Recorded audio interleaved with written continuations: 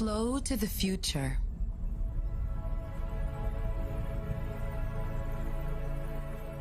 Melt barriers.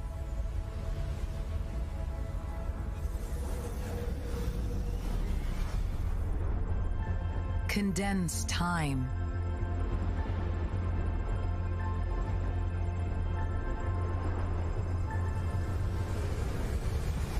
Dissolve distance.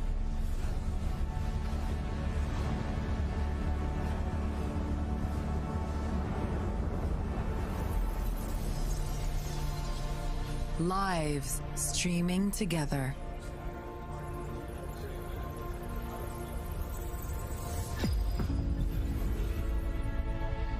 A pool of knowledge, thoughts, ideas.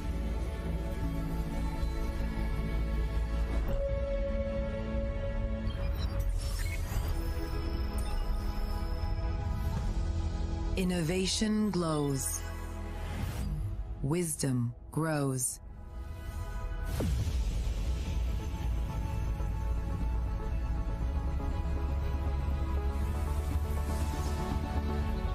Droplets make a roaring waterfall.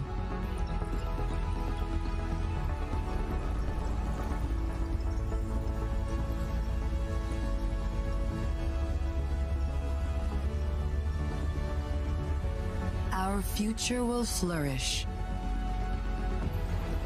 Our future is flow.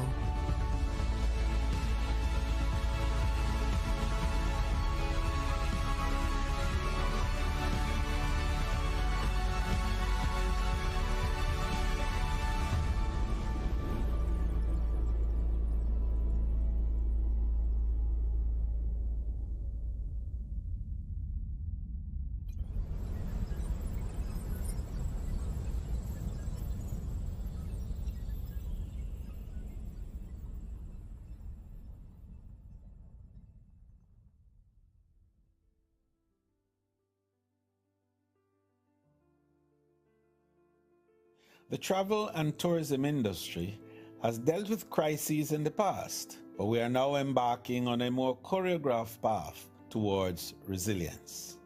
Resilience comes when we research, evaluate, and prepare. The Global Tourism Resilience and Crisis Management Center has taken leadership in this mission through academic rigor required to assist destinations as well as the travel ecosystem to take note of the importance in planning. Every crisis is different, but they fall into distinct categories. The Global Tourism Resilience and Crisis Management Center's focus is on threats that have the strongest impact on the travel sector: environmental disasters, climate and man-made, cultural, economic, and cybersecurity. Crisis management is not a topic the industry likes to discuss, thinking in some way it deters travel. But we have seen time and time again that eventually recovery occurs. We want recovery faster through less impact. What we're doing now is to change the narrative. By opening centers around the world, sharing case studies, best practices, and empirical data, we can influence planning cycles and ensure risk reduction through preparation. At the same time, we're building capacity through the youth at our country's best universities, who are at the core of the center's success through the research they provide. Our research informs policy and best practices across the world. These global challenges, and there will be more, need global responses. We are proud to announce new partnerships in our network and more to come. Through collaboration focused on the travel sector, we are striving to make the sector better prepared, more resilient, and thus impact millions of lives and livelihoods for the better.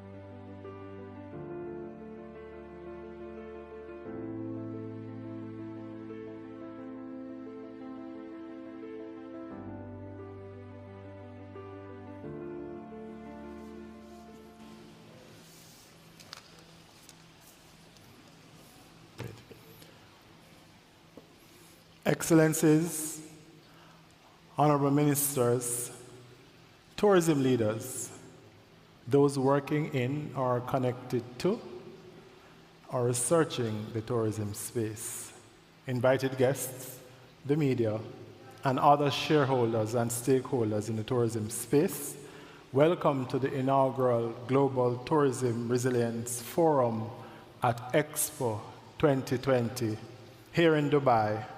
I'm your moderator, Masters of Ceremony, Lloyd Waller, the Executive Director of the Global Tourism Resilience and Crisis Management Center.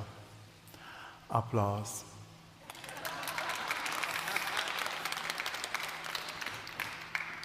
On March 11, 2020, the World Health Organization declared COVID-19 a global pandemic.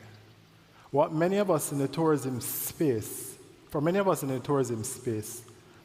the moment that followed, the implementation and enforcement of health protocols by governments around the world, global disruptions in tourism and travel, loss of jobs, and the displacement of lives, closures of businesses, social unrest, demonstrations, and mental anguish.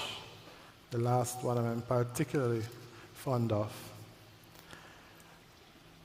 These are just a few of the many disruptions that individuals have faced in the last 2 years as a result of COVID-19. But as we have seen, when tourism is in crisis, the world is in crisis. This is indeed the case today. Because of COVID-19, the world now knows something that we all knew. Tourism is an important part of global sustainability and development. Applause.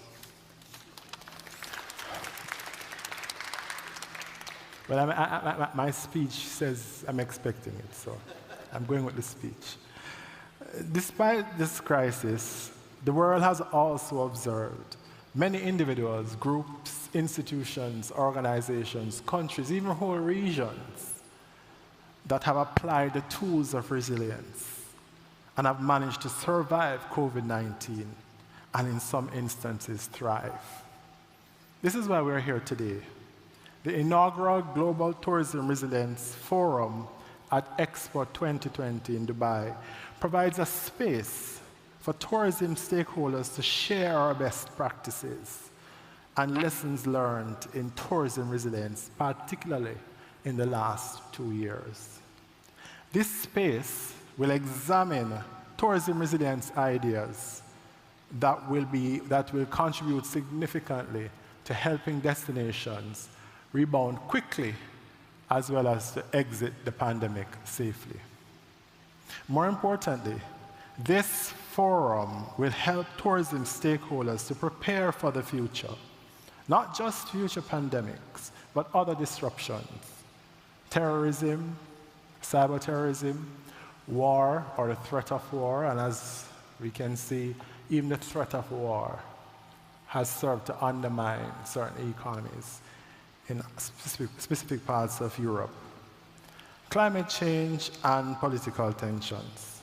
Today, therefore, represents the beginning of a movement to protect and future fit the global tourism space with the tools of tourism resilience. A movement that will begin a conversation about concepts, indicators, methodologies, and practical solutions to tourism resilience and rebuilding economies. And a movement that will champion the road to tourism resilience on February 17th, 2023 and beyond. This day will forever remind us and the world of the importance of tourism resilience and its indispensable field or role in global sustainability.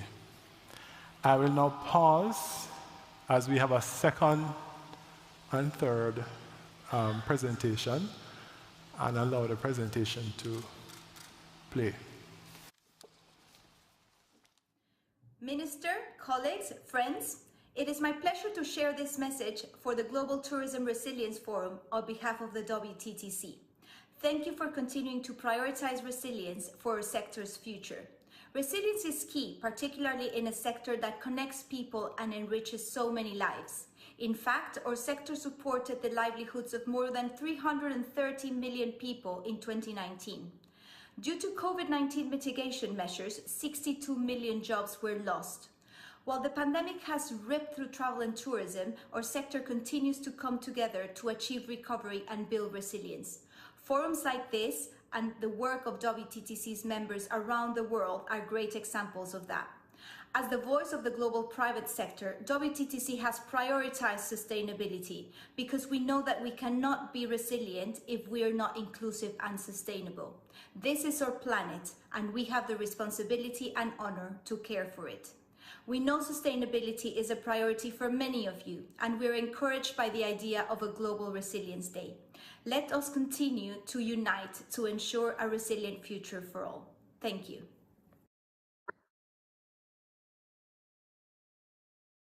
Hi, I'm Liz Ortiguera, CEO of Pacific Asia Travel Association, or PATA.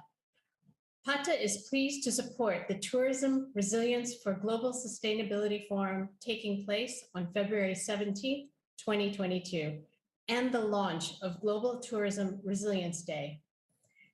The event will seek to foster global collaboration among governments, thought leaders, and industry experts in an effort to enhance tourism resilience through innovative solutions, which is in line with our association's mission in acting as a catalyst for the responsible development of travel and tourism to, from, and within the Asia-Pacific region.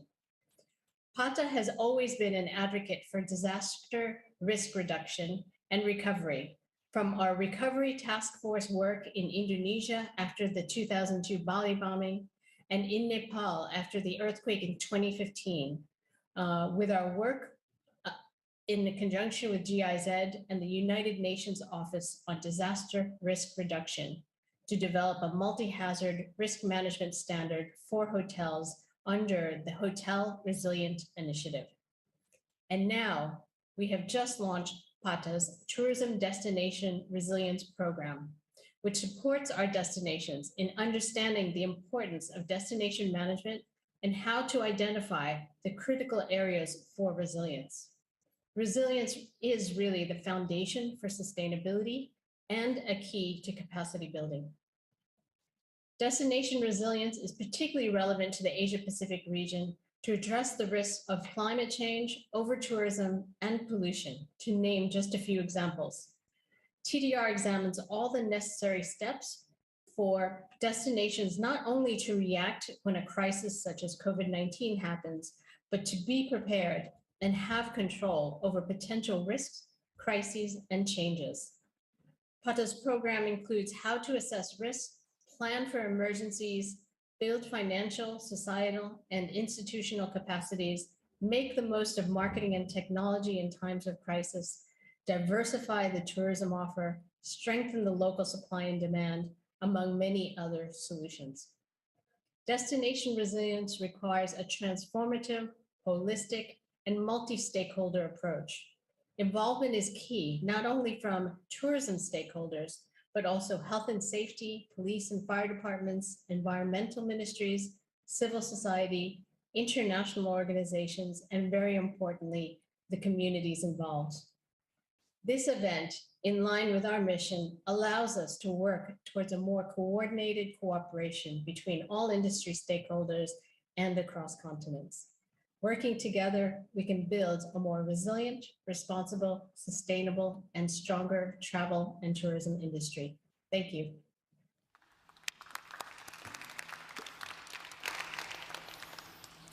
Now I get it why, no, not my favorite.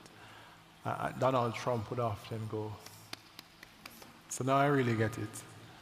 Thank you very much to PATA and the WTTC for their endorsements. Endorsements will be very critical going forward. As you know, the road or the journey to any day, which is this day's Global Tourism Resilience Day, will require a series of meetings and consultations and forums and documentations with the United Nations General Assembly in particular, as well as some of their bodies.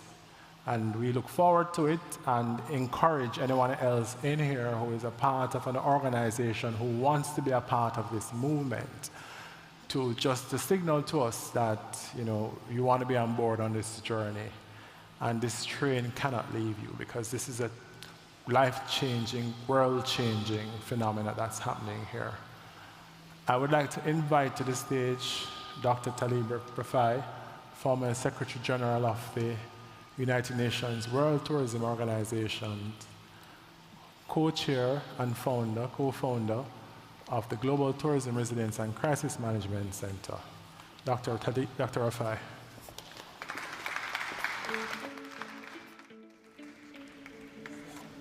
Thank you so much. Thank you so much. أهلا وسهلا بكم جميعا. I can speak my native language here in Dubai. It's wonderful to be in Dubai. Dubai is the capital of so many things that are happening, especially Dubai 2020. We're in 2022, but we're still celebrating 2020 here in Dubai. I was never meant to be in tourism. I got my degree in architecture and urban planning. I headed a cement company and developed trade to Jordan, my home country. Life was casting along. Then I was asked to be in the global investment promotion for Jordan. So I developed investment promotion corporation, investment strategy. And I guess that led me to become, because within 1 year I was brought into government, first to be Minister of Communication and Planning by 2020, by 2001. Tourism was added to my portfolio. Thereafter followed my role as Secretary General of UNWTO. Tourism has changed my life for sure. Through the lenses of my personal life, I strive to create opportunity and change in the life of others through tourism. I believe tourism can change people's life in an incredible way, knowing that it's an invigorating field that crosses so many boundaries and limitless opportunities. When you travel the world, you become a better person. I travel the world, I'm a better person for sure. Thus, in co-chairing with Minister Bartlett on the Global Tourism, Resilience and Crisis Management Center, as well as the Global Travel and Tourism Resilience Council, I'm able to see the incredible value of these organizations bring to bear for the travel industry. The idea that in just a few years, the GRCMC has grown from an idea to a network, and doing its job fantastic. Mr. Bartlett's vision has led us to a place where real things are happening through action on the ground, and not just influencing or advocacy. That is incredibly important as we work to force disruption in the industry, disenchantment and disengagement from our youth that I'm not part of anymore, through expansion of these centers with the university's engagement on the spotlight upon youth, to be impressed by the academic rigor, opportunities to travel, to innovate, to explore cultures while breaking through barriers and yet learning from the value of the predecessors. We have to agree that tourism is an industry of peace.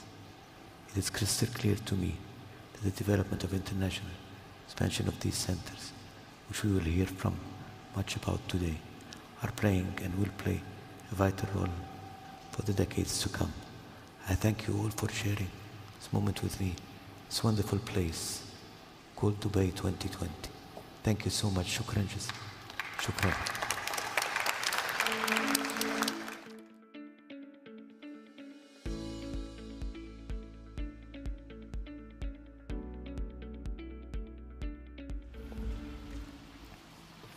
Thank you very much, Dr. Talib Rafai.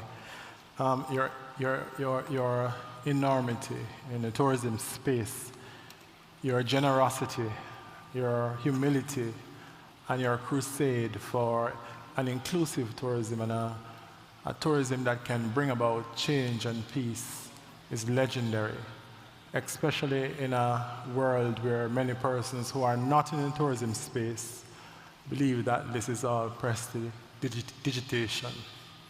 And I'm very happy to be affiliated and associated with your work and your legacy, Dr. Rafai. Thank you very much.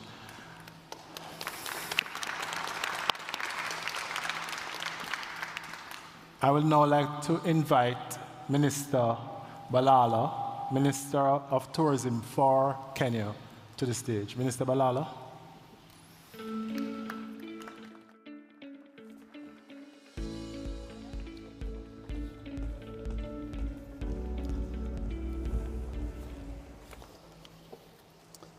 Good afternoon, ladies and gentlemen. Thank you very much for inviting Kenya to this stage. And yes, my President Uhuru Kenyatta, was at the Dubai Expo yesterday. He had to leave and go to Brussels for some European Union events. And I'm here today to read his speech as quoted. Your Excellencies, the Right Honorable Andrew Holness, Prime Minister of Jamaica, Dr. Talib Rifai, the Global Resilience Center and Crisis Management Chairman and founder and former Secretary General of UNWTO, Honorable Edmund Batley, Minister of Tourism of Jamaica, distinguished guests, ladies and gentlemen, accept warm greetings from the people of the Republic of Kenya. Ladies and gentlemen, the Global Tourism Resilience Forum marks the milestone in the efforts to build resilience in the tourism sector. Following a period when the sector faced unprecedented challenges, the COVID-19 pandemic has disrupted all economies and globally, with tourism being the hardest hit. The tourism industry is one of the key economic pillars for many countries. The strong forward and backward linkages. The disruption of this sector has therefore adversely affected other sectors, especially the food sector, and thus leading to losses of livelihood for millions of people worldwide. Distinguished guests, to curtail the spread of COVID-19, countries across the globe had to limit both domestic and international travel, change how tourism industry operates, and introduce new guidelines and protocols that rightly prioritize the safety and health of tourists, operators, and citizens. Going forward, this forum presents a good opportunity to choose a new direction and adopt a more sustainable path that builds a more resilient tourism economy, both during and post the COVID-19 pandemic. This is the time to rethink and come up with a transformative strategy that will sustain the desired recovery of the tourism industry. Key elements of that strategy would include promotion of digital transition, adoption of greener tourism system, and rethinking of the domestic tourism as a springboard for the international tourism component. The survival of businesses throughout the tourism ecosystem is at risk. Although government have taken impressive measures to cushion the blow to tourism, to minimize job losses, and to build recovery in 2021 and beyond. More needs to be done, and in more coordinated manner.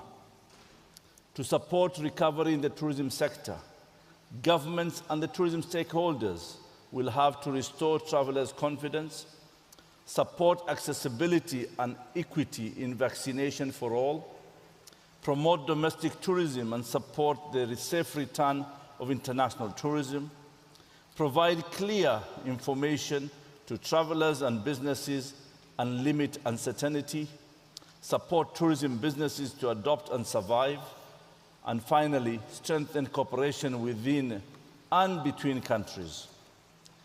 While flexible policy solutions are needed to enable the tourism sector to survive alongside the virus in the short and medium term, it is also important to look beyond today and to take notes to learn from the crisis. This crisis has revealed gaps in both government and the industry preparedness and response capacity. Coordinated actions across governments at all levels and also within the private sector is indeed essential. Governments need to consider the longer-term implication of the crisis while capitalizing on the digitalization, supporting low-carbon transition, and promoting the structural transformation needed to build a stronger and more sustainable and more resilient tourism economy. Distinguished guests, all our tourism destinations and activities are weather dependent and thus climate change sensitive. It is therefore very likely that the climate change will affect tourism sooner than later. As we rebuild a resilient tourism, we cannot afford to ignore the basic truth that the future of tourism industry is closely linked to climate change crisis. As we continue to advocate for resilience and innovation, the strategy we adopt to achieve and sustain the recovery of this sector must be aligned to the clean energy, transportation, and other climate change mitigation measures in place. Ladies and gentlemen, sustainable and resilient tourism, therefore, should harmonize with the environment.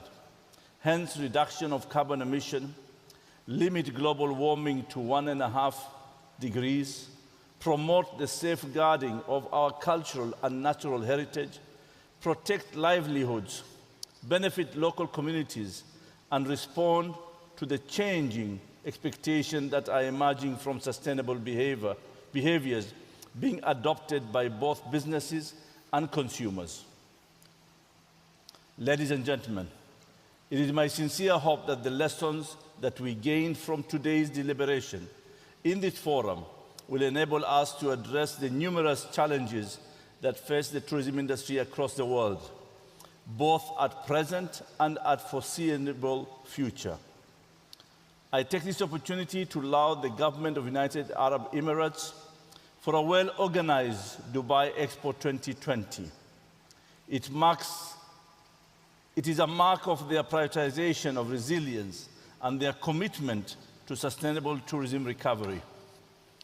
The diversity of the representation in this forum is indeed a testimony that we all want to create a sustainable global tourism industry that makes our economies thrive.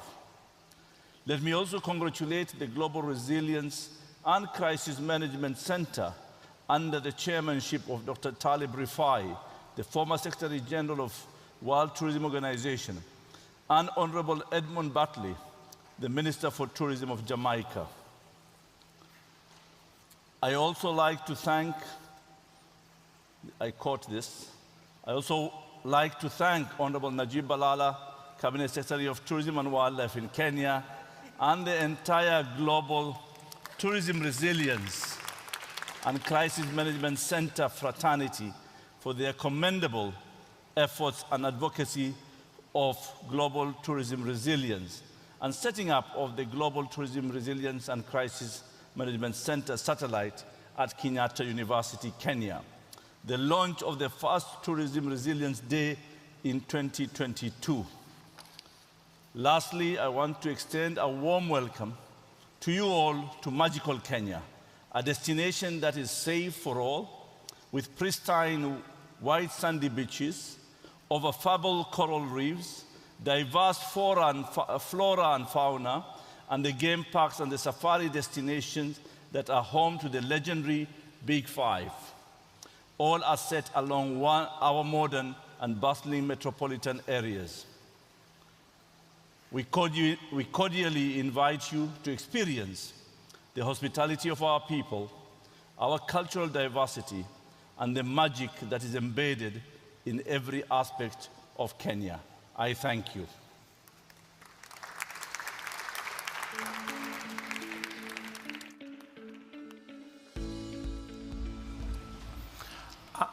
Just a note for those who came while Minister Balala was speaking. When he referred to himself in the third person, he was actually reading a speech. It wasn't mental anguish, if you thought that was the case. Our next presenter honestly needs no introductions, but I may not be able to have a job tomorrow, so I have to go and I have to do my job. You know, in 2016, I was introduced to Minister Bartlett, and to work with him as a senior advisor, I quickly took the job because, you know, you have a PhD, work with the United Nations. I'm going to go and teach them something. It turns out that I was a student, and I have been learning at his feet from 2016 to even 16 minutes ago. And that is Minister Bartlett, the person who you don't want to sit beside on the airplane, because you know he's so passionate about tourism that he will start to talk about tourism in the lounge before the plane takes off, and then continue the dialogue when the plane lands. That's passion for you. That's Minister Bartlett for you. Honorable Minister Bartlett, please join me up here. The stage is yours.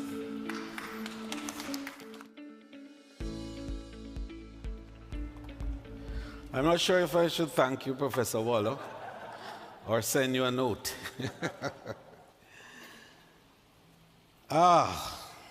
Welcome, Excellencies, partners, members of the trade and private sector, and members of the cyber world who are connected with us today in every continent in the world. It is a wonderful feeling, indeed, to see all of you here on this side of the world, in particular, from my little beautiful nation, the finest pearl of creation, Jamaica. Jamaica may be small, but we have a loud voice, and you will hear it today. Virtue indeed is better revealed in action than in theory. Diogenes told us that in 400 BC, and it remains true today. The same message we hear in modern times, that actions speak louder than words. So action is why we're here. The pandemic has highlighted societal weaknesses which show themselves vibrantly within the travel sector. We are here to not only raise the global consciousness about resilience, but to bring forth actions that demonstrate what can be done and is being done to prepare to be resilient. But I would like to indicate that speaking about these things without also thanking those who have built the road before us would be a little remiss. And I don't intend to be in that space at this time. So I'd like to pause to reflect on 2016 and 2017 a little bit, when I attended an event in London hosted by Jacobs Media Group about preparedness and crisis management, and where the idea of building capacity to deal with crisis was expressed, and I was asked almost at the very last moment. I wasn't even part of the planning arrangement, but somebody fell out and I fell in. And in falling in, we became a part of that discourse. And at that session, I called for regional crisis management centers to respond to the requirement of highly tourism-dependent countries that were weakly resourced to respond to crisis, to bounce back quickly, and to thrive. So I came back home, and we were having, at the time, the closing of the World Tourism Sustainable Development celebrations. And Jamaica hosted the historic conference on tourism sustainability and job creation. And it happened that within that space of time, 3 of the most catastrophic weather events took place in the Caribbean. 1 Hurricane Maria, which devastated Antigua and Barbuda, leaving Barbuda as a piece of rock in the middle of the ocean. Destroyed 90% of the GDP of Dominica. And then afterwards, a second hit Puerto Rico. In the frame of that, we had our conference in Jamaica. And the call was made then by way of the Declaration of Montego Bay, which called for 3 points of action. 1, the establishment of a crisis-resilient management center to create an institutional framework for academic rigor and for study and for mining of data and communication, and to be able to offer to the world community guidance as to how to, 1, identify disruptions. Secondly, to mitigate against disruptions. Thirdly, to manage disruptions when they actually come. And fourthly, to recover quickly. And fifthly, to thrive. And those 5 critical pillars informed the establishment of the first ever Global Tourism Resilience and Crisis Management Center at the University of the West Indies at Mona in Jamaica.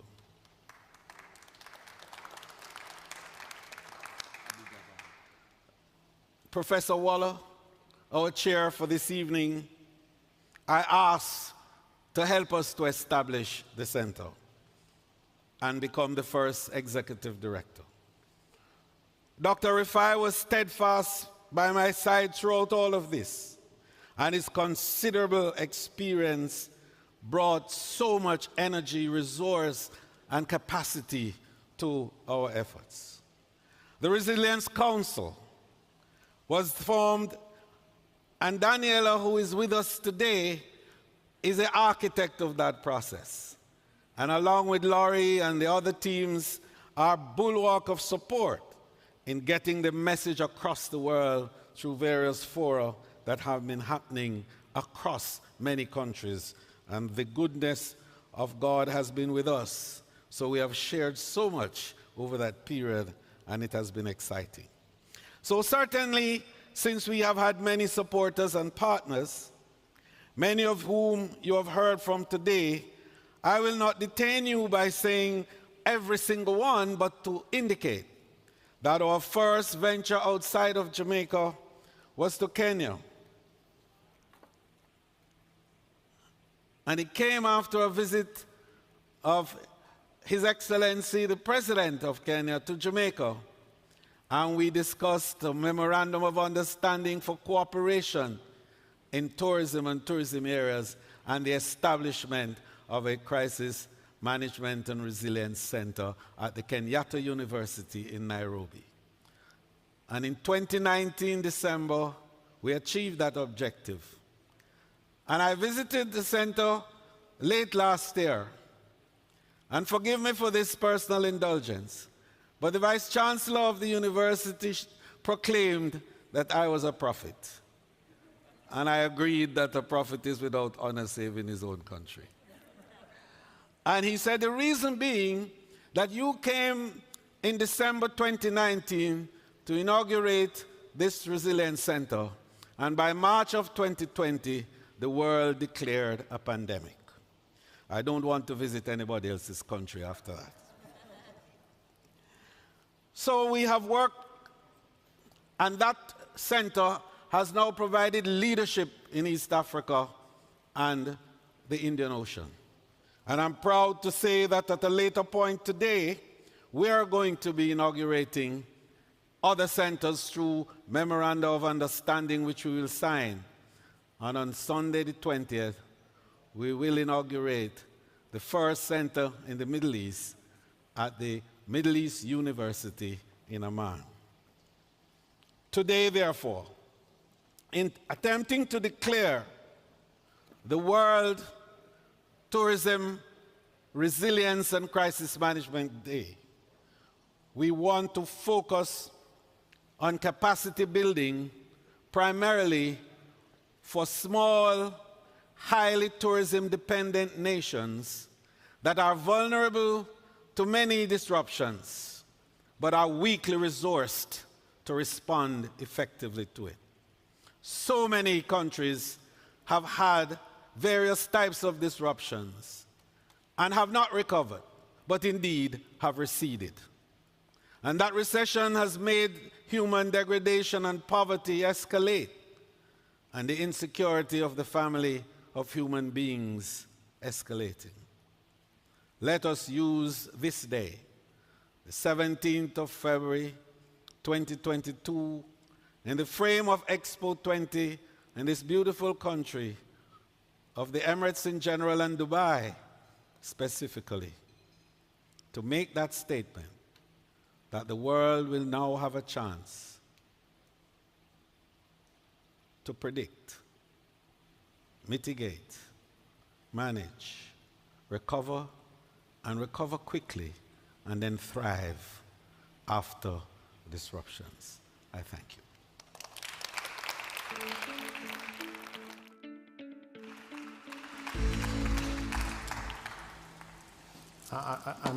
Minister is being a little humble, so I will speak on his behalf in this regard quickly.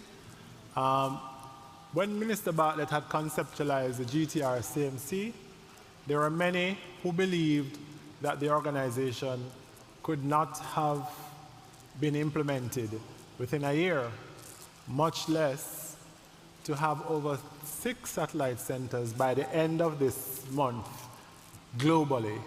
So it now represents a global think tank on tourism resilience and global sustainability, which is a phenomenal outcome from a conference that we had in 2017. So, Minister, congratulations.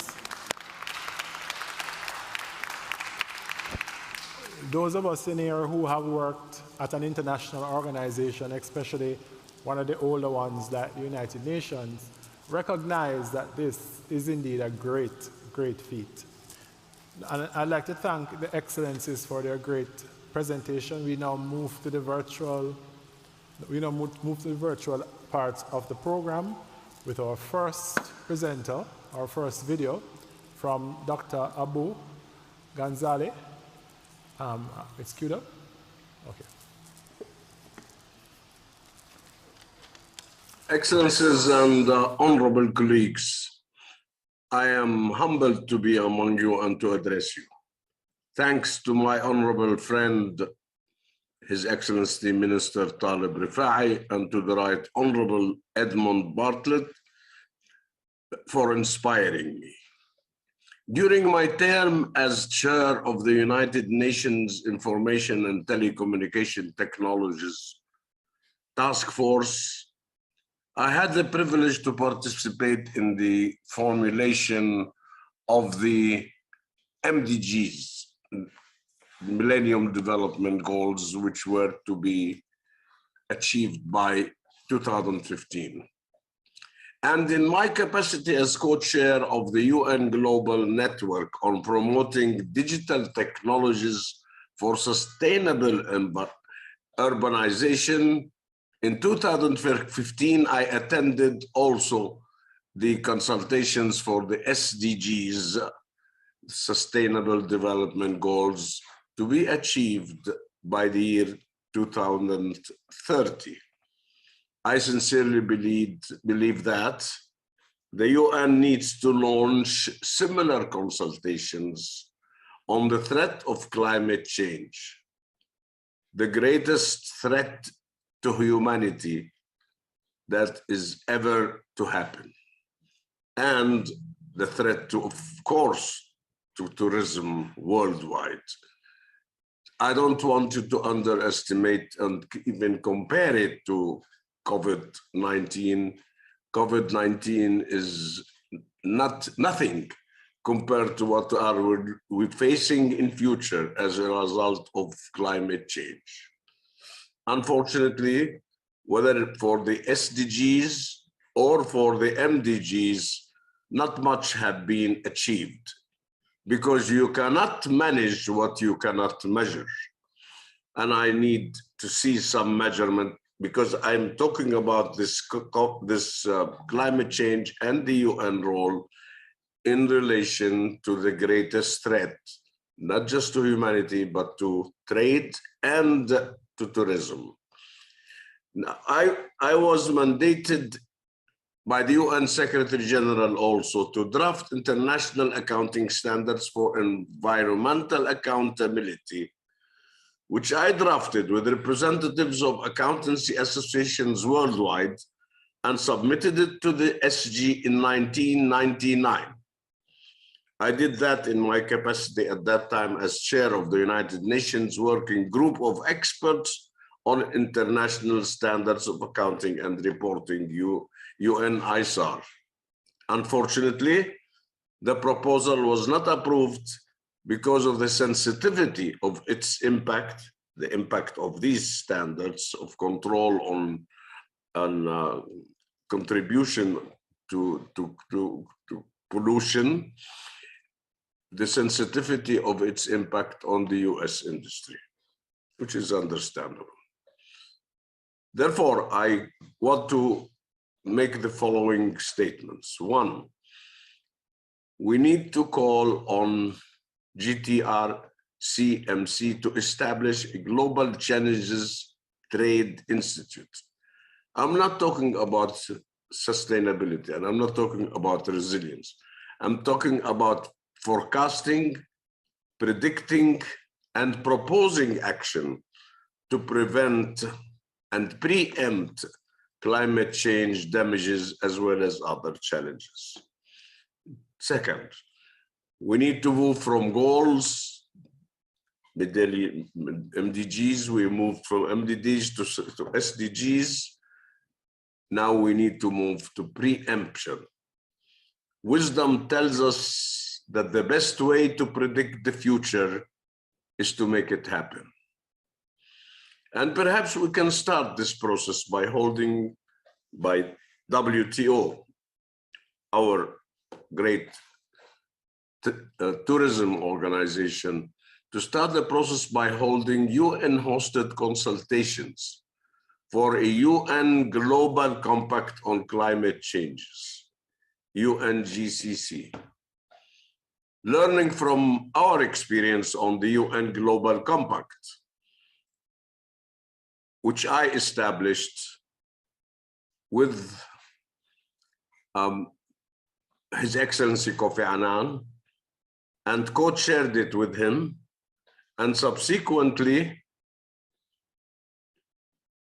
I continued to co-chair it with His Excellency Ban Ki-moon.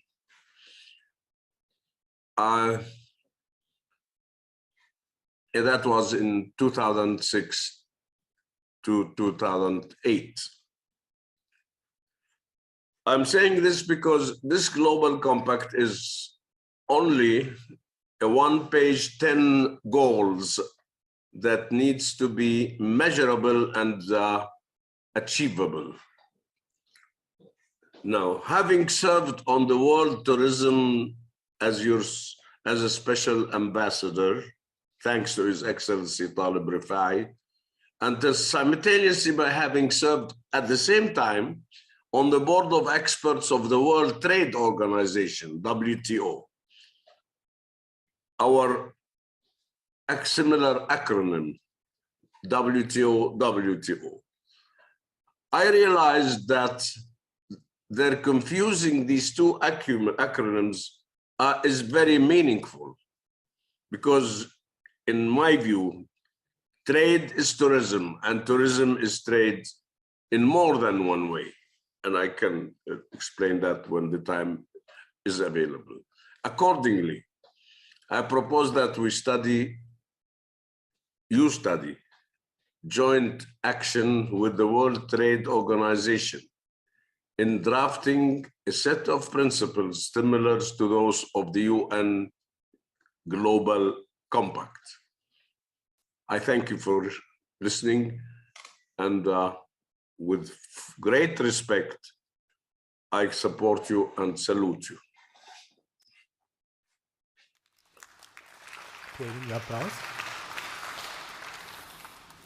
Thank you very much, Dr. Talib Abu. And we now have another presentation or greetings from the Most Honorable Andrew Holness, Prime Minister of Jamaica and Regional Chair of the GTR-CMC. Excellencies, ladies and gentlemen, good afternoon. The recovery of the global tourism industry is a critical determinant of the overall pace of global economic recovery, particularly among the most tourism-dependent regions of the world, including the Caribbean. The COVID-19 pandemic has presented an opportunity for all industry stakeholders to collaborate more closely to identify best practices, strategies, and innovations that will promote the recovery of the industry from the current crisis and build overall resilience for the future. Although the scale and impact of COVID-19 was unprecedented, there will no doubt be other significant challenges that the industry will face, including those posed by climate change. This necessitates a posture that understands the various threats to the industry and the need for a proactive approach to enhancing readiness and capacity to meet the challenges of the present and the future. Significant catalysts of the fairly impressive pace of the recovery of the tourism sector include strong political leadership, innovations and technologies, as well as the adoption of sound principles of crisis management. The pandemic has offered very valuable insights about the future needs, expectations, and challenges of the tourism industry. It has led to the emergence of a new ethos, attitudes, and thinking about destination assurance, destination attractiveness, and security in the post-COVID-19 era. The pandemic has taught us important lessons so far. Among them is the need for greater and more active commitment to behavioral changes among all involved in the tourism value chain to reduce environmental, social, and human health risks. Indeed, it is anticipated that the more international tourists will opt for sustainable destinations in the post-COVID era. Destinations that fail to reorient themselves towards meeting the demands for sustainability are likely to be left behind. The increased demand for a more sustainable brand of tourism presents an opportunity to prioritize the responsible use of natural resources, the preservation of the cultural assets of the host countries, and the strengthening of local involvement and participation in the tourism value chain. Decades of experience with cyclical crises and the current prolonged crisis have generated accumulated wisdom about the needs and challenges of the industry. This accumulated wisdom must become the toolkit that tourist destinations across the world use to safeguard their future. The task of resilience building is especially urgent for regions and sub-regions with a high degree of tourism dependence. In keeping with this renewed thrust towards a more resilient and sustainable tourism industry, I commit my unequivocal support to any engagement, initiative, or project that seeks to bring intellectual, scientific, innovative, and entrepreneurial minds and energies together for the purpose of sharing and exchanging resources to solve common problems facing the industry. Accordingly, the convening of a conference to focus on tourism resilience is perhaps now more fitting than at any other point in the history of the tourism industry. The Global Tourism Resilience and Crisis Management Center must be commended for conceptualizing and coordinating this important initiative. I am confident that policy, ideas, strategies, frameworks, and models of tourism resilience building will be identified to aid current efforts towards recovery, as well as to chart a more positive future for the industry and the millions of global citizens whose lives and livelihood depend on tourism.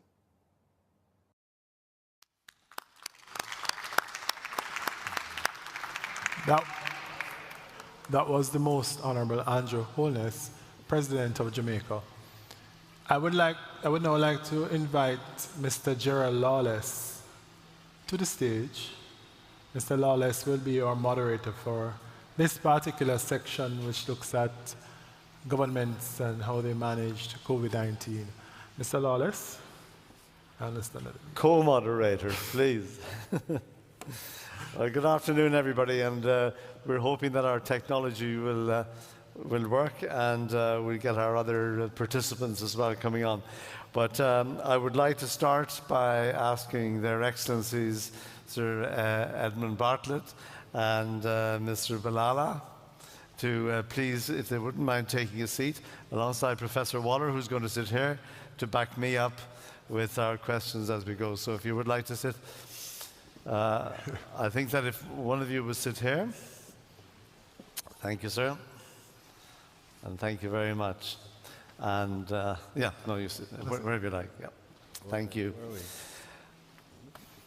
And there is a control room downstairs that is linking in to a number of other speakers who will be joining us. The Honourable Philba Nara-Kering, Minister of Environment, Natural Resources, Conservation and Tourism of the beautiful country of Botswana. And then we have the President of the Jordan Tourism Board, His Excellency Abdel Raza Al-Bayat, who will hopefully be joining us too. And Senator, the Honourable Lisa Commons, Minister of Tourism and International Transport of Barbados and Chair of the Caribbean Tourism Organisation. So this afternoon, we're going to have what I hope will be dialogue, interaction between the participants to discuss enabling resilience and sustainability to accelerate the recovery of the global tourism industry.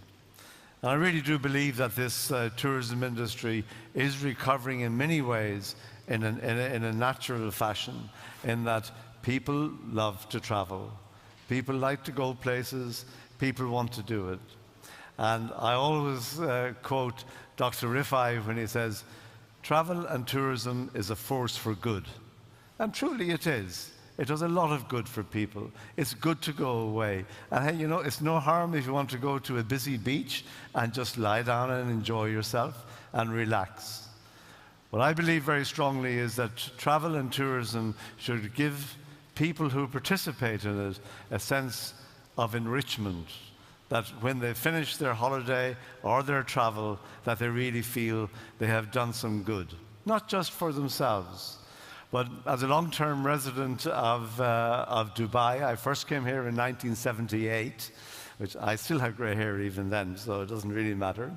But you know, we have seen how people have come here, how tourism and travel has grown to be the pandemic days into Dubai alone of 19 million visitors a year.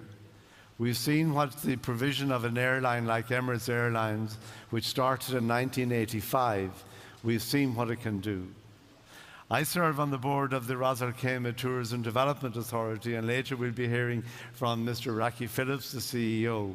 Here we can see how people now enjoy the mountains, enjoy the beaches, and really enjoy very much being part of a visit to the United Arab Emirates. This is also a great business location, a great place to come. And one of the areas that I would like to discuss this afternoon is the value and the benefit of public-private cooperation in relation to our industry. And certainly, I think we have a lot to say about that, and very good examples, I'm sure, will come from our panelists this afternoon. But it is really important. And just to finally use again an example of the United Arab Emirates, an example of Dubai tourism, of Ras Al Khaimah and Abu Dhabi tourism, how the public-private sector have always worked together with the Department of Tourism and the private sector. This has worked, it continues to work, and to me it is vital in developing resilience for all of us. As our participants have already said, resilience is very much about planning, about predicting, about what we can do, having our crisis plan in place. So I'm not sure exactly who we've got online at the moment, but hopefully we will be able to start as well. And I would like to ask, who have we got? Because it's very hard to see from here. Minister Philba Kering? Is she on? Yeah. She's there, right? So, Mr. Philba Kering, can you hear me? Listen. No, she's not Barbados. Sorry, Lisa. And that's Honourable Lisa Cummings. Yeah. Thank you very much. Sorry about that. But it's very hard to see here with the light is reflecting on that. Could you please tell us a little bit about what's happening in relation to resilience, in relation to tourism in Barbados, and how you see the evolution and development of the process there? Thank you. First, I'd like to recognize the extraordinary work that has been done by the organizers of this event and with the establishment of centers. Minister Bartlett, my Caribbean colleague, has been exemplary. And I would want to, first of all, recognize the extraordinary work that he has done in collaboration with all of the partners to be able to get us to having this kind of discussion around tourism and tourism resilience. Now, here in Barbados, it was interesting to hear Minister Bartlett in his introductory comments when he spoke about what happened in 2016 and the impact of Hurricane Maria across the region. Here in the Caribbean region in particular, and I speak now wearing the hat of the Minister of Tourism for Barbados, as well as the chairman of the Caribbean Tourism Organization, where we have member states all across and associate member states all across the Caribbean basin. And we would have dealt, as the world did, with the COVID-19 pandemic and the impact on not just our tourism sector, but the resulting impact on our domestic economies. And that would have been a significant amount of damage done to our domestic economies as a result of the COVID-19 pandemic, not just because of the pandemic itself, but because, as Minister Bartlett said earlier, we are a highly tourism dependent region, and the Inter-American Development Bank released a body of work which spoke about tourism risk management and created a risk index, which put 21 countries in the Caribbean basin, independent countries, as well as those that are dependent countries of other nations, at the top of the list of those that were most vulnerable as a result of the high level of dependence on the tourism sector. So we have that happening. When you add that during the course of this year, certainly in the case of at least 2 of our member countries, we also had a volcano erupting, which then resulted both in a direct impact from the volcano and then the indirect impact from the ash which spewed and affected 3 or 4 neighboring countries. And then, of course, we had a hurricane which affected specifically Barbados. This is the definition in 1 year of what vulnerability looks like and what risk management must look like, and the impact that we must as a region plan for in tourism resilience. And it is for that reason that we give our full support as a region and as a CTO to the GTR CMC, and to the importance of empirically based decision making, the research that is necessary for us to be able to manage, respond to, and emerge from these crises, but more importantly, to be able to put mechanisms in place through our development partners, including those, tourism is trade and trade is tourism, and to put mechanisms in place with our partners, including the UNWTO, the World Trade Organization, the various UN development agencies, including the UNDP, all of those who have had to respond in very different ways, World Bank, IMF, to the crisis affecting tourism-dependent economies. And I'll start there in terms of the macro view, and over the course of my comments throughout the forum, I'll then zoom in a little bit on what's happening here in Barbados and what we have then been able to respond to. Thank you very much, Minister Cummins. Thank you for those remarks, and well done for everything you're achieving in the beautiful island of Barbados, which I've visited many times. Well, Dr. Abdul Razak, you're with us? Yes, sure. And perhaps we could hear from you, especially with all the exciting developments that are happening in Jordan. I always think that Jordan has so much to offer as a tourism destination, from Jerash in the north, or north of Amman, to Petra in the south, to Amman itself. You must be very proud to represent such a fabulous tourism destination and a great country. Thank you, and it's a pleasure to be here with you. And thank you about the nice words about Jordan. So you are helping us to promote the country. Talking about what we did so far for our sector, especially under the name of the most important key phase now post-COVID is the resilience. From the beginning of the pandemic, we believe that we need to have our sector protected by establishing a resilience fund. As you know, many of the sectors been affected, lockdowns, there is no business, and especially in Jordan, we depend heavily on the tourism, 14% of the GDP. So it's very important, very dangerous if you are not supporting the sector. The number one sector contributing to the Central Bank of Jordan in terms of the foreign currency. So it was from the beginning, we recognized the importance to have this resilience strategy, and by taking extra measures, decisions to protect the sectors, the hotels, all the supply chain in Jordan.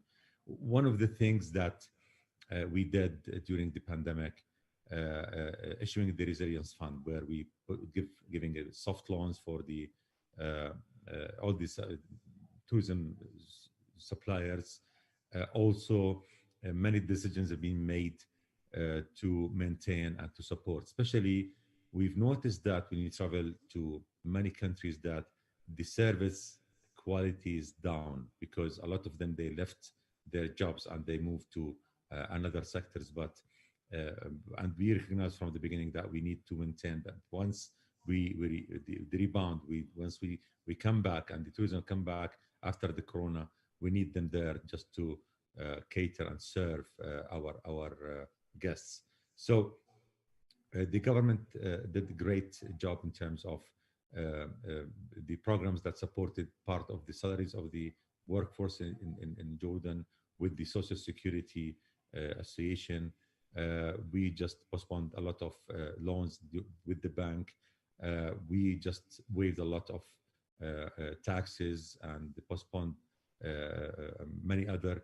So a lot of measures have been taken in the ground just to support and to make sure that we need to make this sector resilient and strong once the tourism come back. And all the officials here in Jordan, and by the direction of His Majesty the Crown Prince, that we need to support and to protect the tourism sector.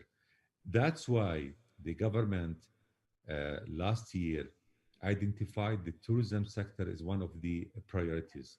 So they give us more budget to do marketing, to have more activities in the targeted markets, to come quickly, very fast, go to 2019 numbers, so we can protect and to revive and make sure that all the supply chain is working and back to normal.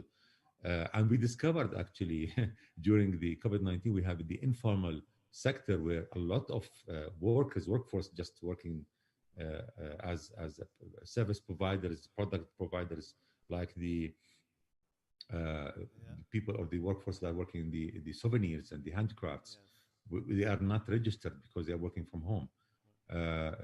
Many of these families suffered during the pandemic, but we discovered them and we took care of them by giving them support, soft loans, and to make sure that once the tourism come back, they are there. We don't want to lose them. So the workforce, the human resource is a very important element in the tourism formula. Absolutely. No, absolutely, Doctor. And we'll come back to that because I think it's such a huge area to discuss and it's really, really important. And I will definitely come back to it. But if I may ask at this stage to ask our panelists here in the hall this afternoon, and with Minister Bilala, we talk a lot, and I think we talk to ourselves a lot about great tourism is, but we must have learned lessons about what we didn't do so well in some of the last crises.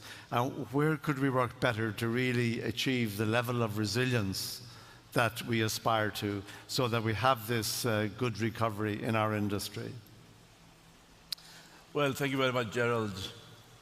The problem is that we not only learn the lessons of previous crises, but the problem is we didn't build capacity to be resilient for what's going to come.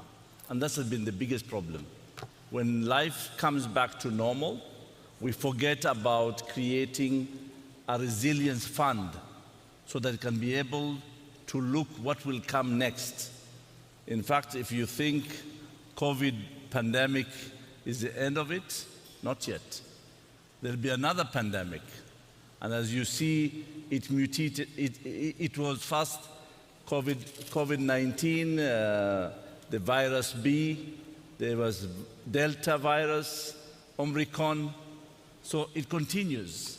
And this pandemic is not going to be the last one, the health pandemic. Then there's the environmental crisis. Yes. Climate change is another one. Have we built capacity to be resilient? That's the key thing. I think here, part of the resolutions of today is to establish a resilient fund so we can be able to build capacity, also mitigate from the challenges going to come for the future. Great, because then I would ask Minister Bartlett to comment. We've heard so often during the course of the pandemic, you know, why can't governments come together? Why is every European Union nation acting independently? Why in the United Kingdom do you have England, Scotland, Wales and Northern Ireland with their different procedures and everything? So, you know, when we talk about, wow, we can get a fund together, they can hardly get their act together to actually coordinate what is happening under, for example, the World Health Organization. I wonder, would you like to comment, Minister Bartlett? Yeah, well, I think that's a very key set of questions that you ask, and they are remaining unanswered primarily because of the one factor that the human family has not yet been able to manage well, and that's selfishness. Mm-hmm. And, you know, countries have not learned to respond together to global actions. Yes. And the pandemic is a good example of this. Indeed, initially, we all came to understand that we have to rely on science to tell us exactly what this phenomena is. Right. Then we all learned to understand that we need to manage through data, that we need to get data and to analyze the data and to use the data to guide a set of actions. And then we learned, thirdly, that those sets of actions could be called something named protocols. So we developed protocols. And then after that, we again went to science to ask, what's the anecdote? And science says we have no anecdote, but we have some vaccine that will help you to build immunity and to manage this process a little better so that you're not likely to get into the extreme situations. And guess what we did? We decided that the vaccines were for us and not for all. And we got into a big problem with the whole issue of how do we now distribute that and how do we help the world to recover together rather than for me to recover in my space and leave everyone else behind. So you would say the development of the vaccination must have been a fantastic achievement for science and technology, but the subsequent distribution was a disaster. Absolutely. And so we established that the world required a certain timeline to distribute the vaccine to cover a percentage to enable normality. Indeed. And what did we have?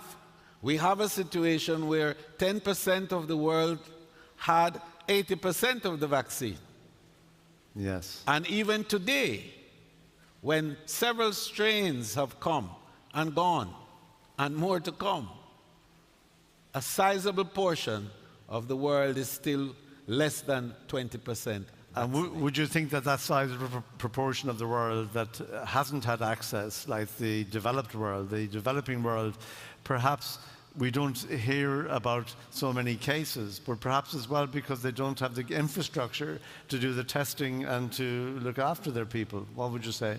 Well, the fact is that the rate of recovery to normalcy, which means the economic activity returning to areas, are conditional on the level of vaccination and the extent to which the protocols have been applied. Now, all of those are factors, too, that influence death, hospitalization, and overall recovery. So where we find that the drive for my recovery supersedes the drive for our recovery, the world has been put back. And that's the issue. That's the real issue. So what we really want to say out of this is that resilience building for recovery should not be selfishly carried through. Because it's to the value of the whole world to make sure that we do distribute on it. Because we all will recover if everyone is included in the recovery process. Thank you, Minister. Now I'm going to ask Professor Waller a question. You lecture, you talk to young people all the time. We hear from young people, this is going away now from the pandemic, that actually travel and tourism is not the force for good that Dr. Rifai and I believe so strongly, and I'm sure everybody else in the room. And most of it comes around sustainability, climate change, carbon emissions. And do you find that this is something that is really beginning to make people think, you know what, I might not travel because I don't think travel is right for the environment? So yes and no. So on one hand, you would have those who we would consider as responsible travelers. They're more aware of their environment, their own environments. They consider themselves to be enlightened and and everything that they do is towards protecting the environment.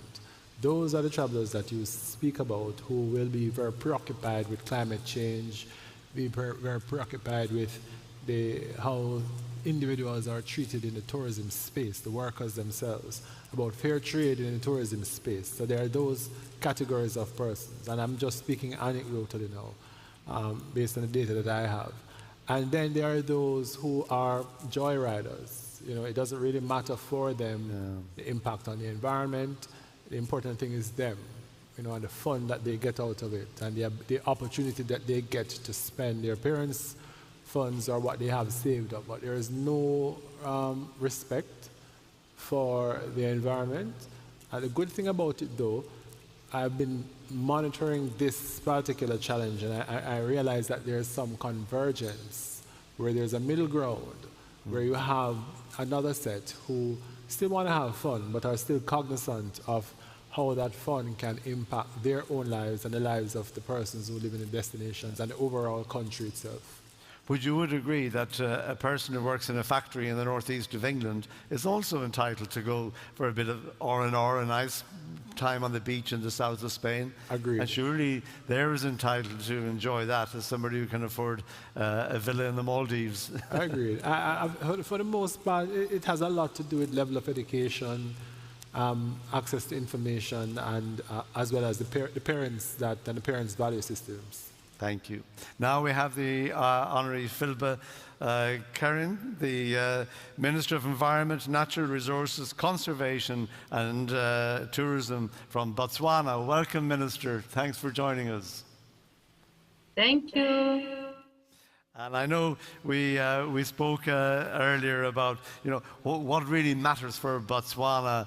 What do you want to say about your country in relation to resilience, in relation to global travel tourism resilience centres, and how are we going to go forward to manage future crises, and how we are going to cope with what really drives tourism within a country like Botswana?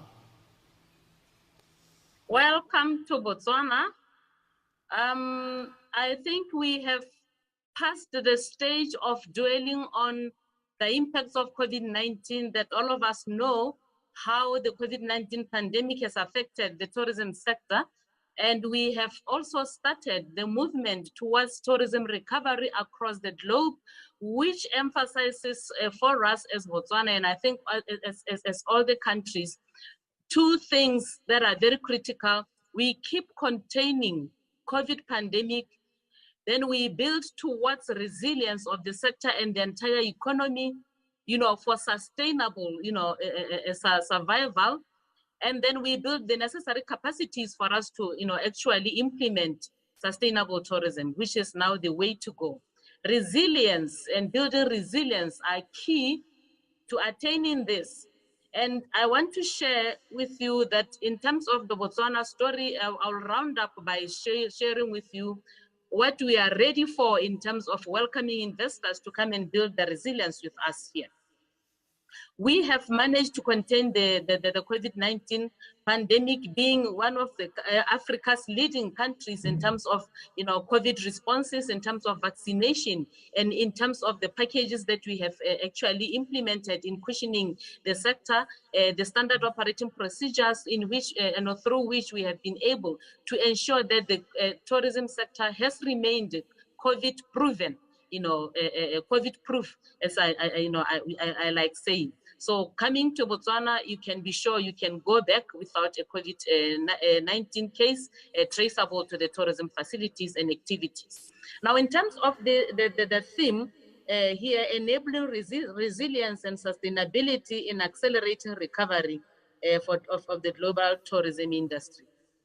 I think I must emphasize that it is important to mention that the recovery of the tourism sector has to actually bank on the lessons that we have actually gained from the COVID-19 pandemic, because what Botswana did is all that, you know, happened in terms of our reforms happened during the COVID-19 pandemic, as we watched, you know, the impacts, as we watched and observed where our weaknesses are in terms of structural, you know, systems, challenges, capacity challenges, you know, product challenges, and we were able to evaluate all this and come up with what we thought what we called the economic transformation and recovery plans. And in the tourism sector, we have prioritized the review and development of the necessary policies and laws that will serve as the framework for us to be able to have the roadmap and the, you know, the guidance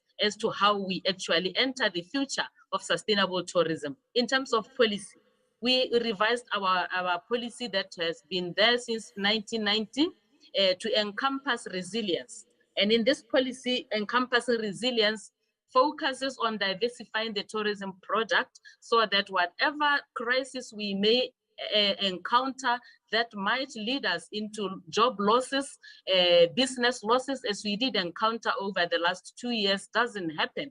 Diversifying the tourism products That's why we have diversified or started diversification into other sectors away from wildlife and natural resources, as it has been the tradition, going into culture, arts, going into lifestyle, and also expanding into other areas. And I must say that as I mentioned this, Mr. Chair, I'm also highlighting areas of potential investment opportunities that I think we will round up, concluding on the opportunities that we have available here. Now, this policy emphasizes on establishing sustainable infrastructure, supportive infrastructure, so that we are able to have supporting facilities that will enable us to drive this sector, including airports, including roads, including communications, telecommunications, and so forth. There are opportunities in there as well. We are also advancing local ownership. Sustainability has to do with empowerment of the local capacities, sustainable capacities for our locals to own the industry, to be able to participate in the industry, to apply the indigenous knowledge, and to help us in terms of managing our natural resources for the advancement of sustainable tourism based on conservation. And the capacity needs there need to be addressed also through investment.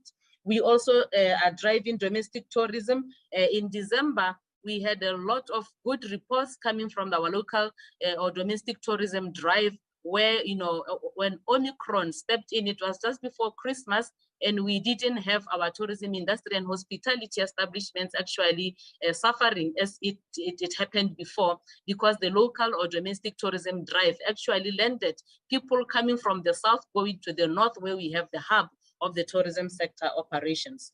And we also are emphasizing, if through this policy, on the need to improve access. So collaboration within the region in terms of air access, in terms of immigration, in terms of ease of travel, transportation, civil aviation, airport services, and so forth are also very key. I need to say that,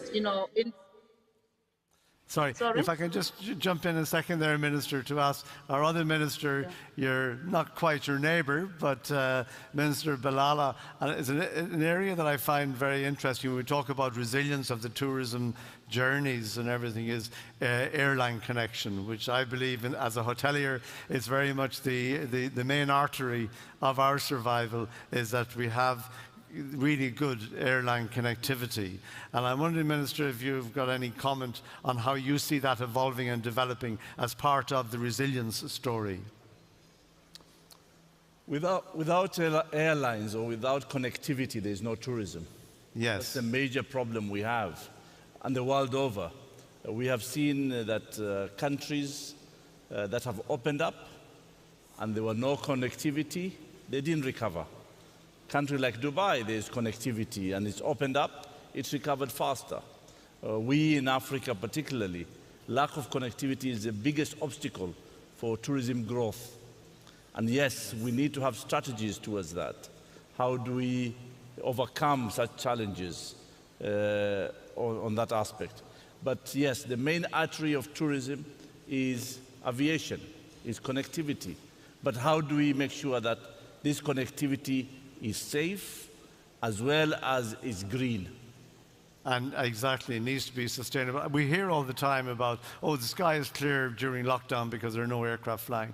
But what we are told, and correct me if I'm wrong, that aviation contributes 2.7% of total carbon emissions, which actually is not huge.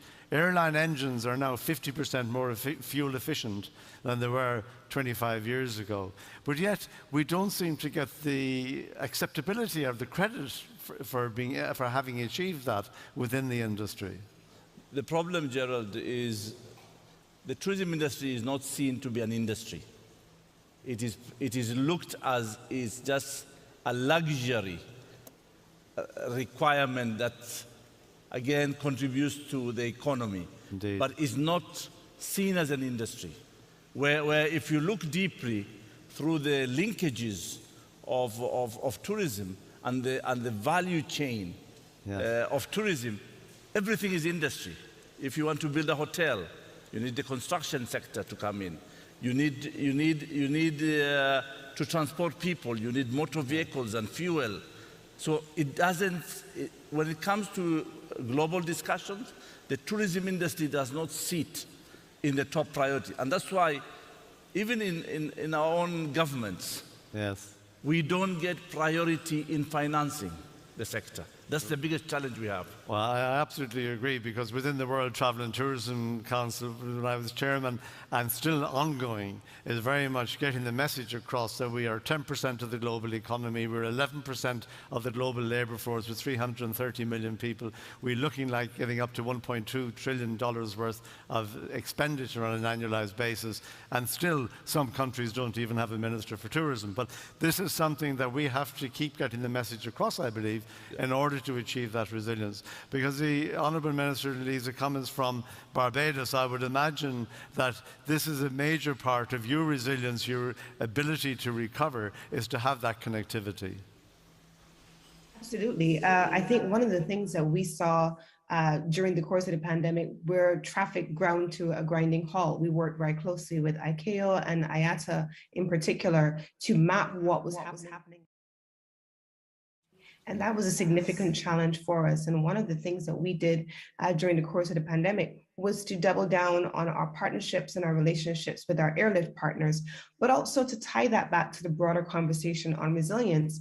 We could not also then justify the question of having huge planes coming into the country filled with people and the conversations around carbon emissions when simultaneously we were talking about the climate crisis and the impact on small island developing states.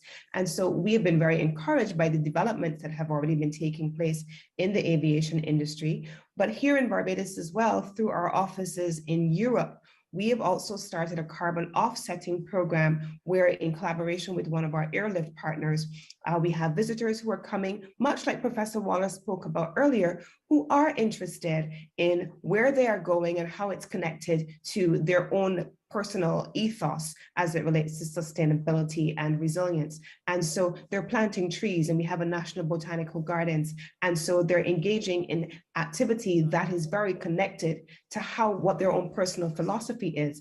One of the initiatives that we launched during the pandemic as well was a program that was called the BEST program. And embedded in that four-pronged program was a resilience program linked specifically to hotels and to travelers. So that if you came to Barbados and you were connected and you came on board an aircraft or a cruise ship, that you were also staying in a hotel property that was practicing renewable energy utilization, that had in-house wastewater treatment projects, that had waste-to-energy programming, that was engaging in solarization. So all of those things we connected to airline connectivity, but also sustainable reuse policies in country. And also, if I may interject as well, because I'm running out of time, but getting this message across is so important. And Dr. Abdul Razak, one area that you did touch on, which I don't think we have enough time because I'm told we're out of time, but I'm really interested in, because again, it's part of resilience, is our labour force within the industry. The great people who work for us, who make it all happen, who make our customers happy. And I really would be interested maybe in another session to go further into that if you have anything to say. Yeah, as you said, this was very important factor in during the pandemic, which is the human resources, our workforce. We need to protect them.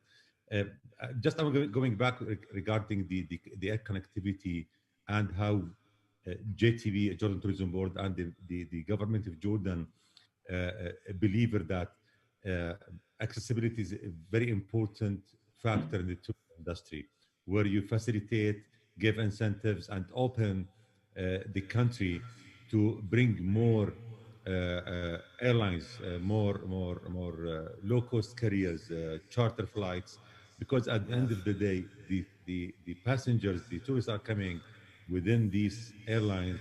They will go and explore and experience the destination. Indeed. And this will affect positively the local communities and to penetrate more, and to the beneficiaries will receive these tourists. They want to experience the authenticity of the country.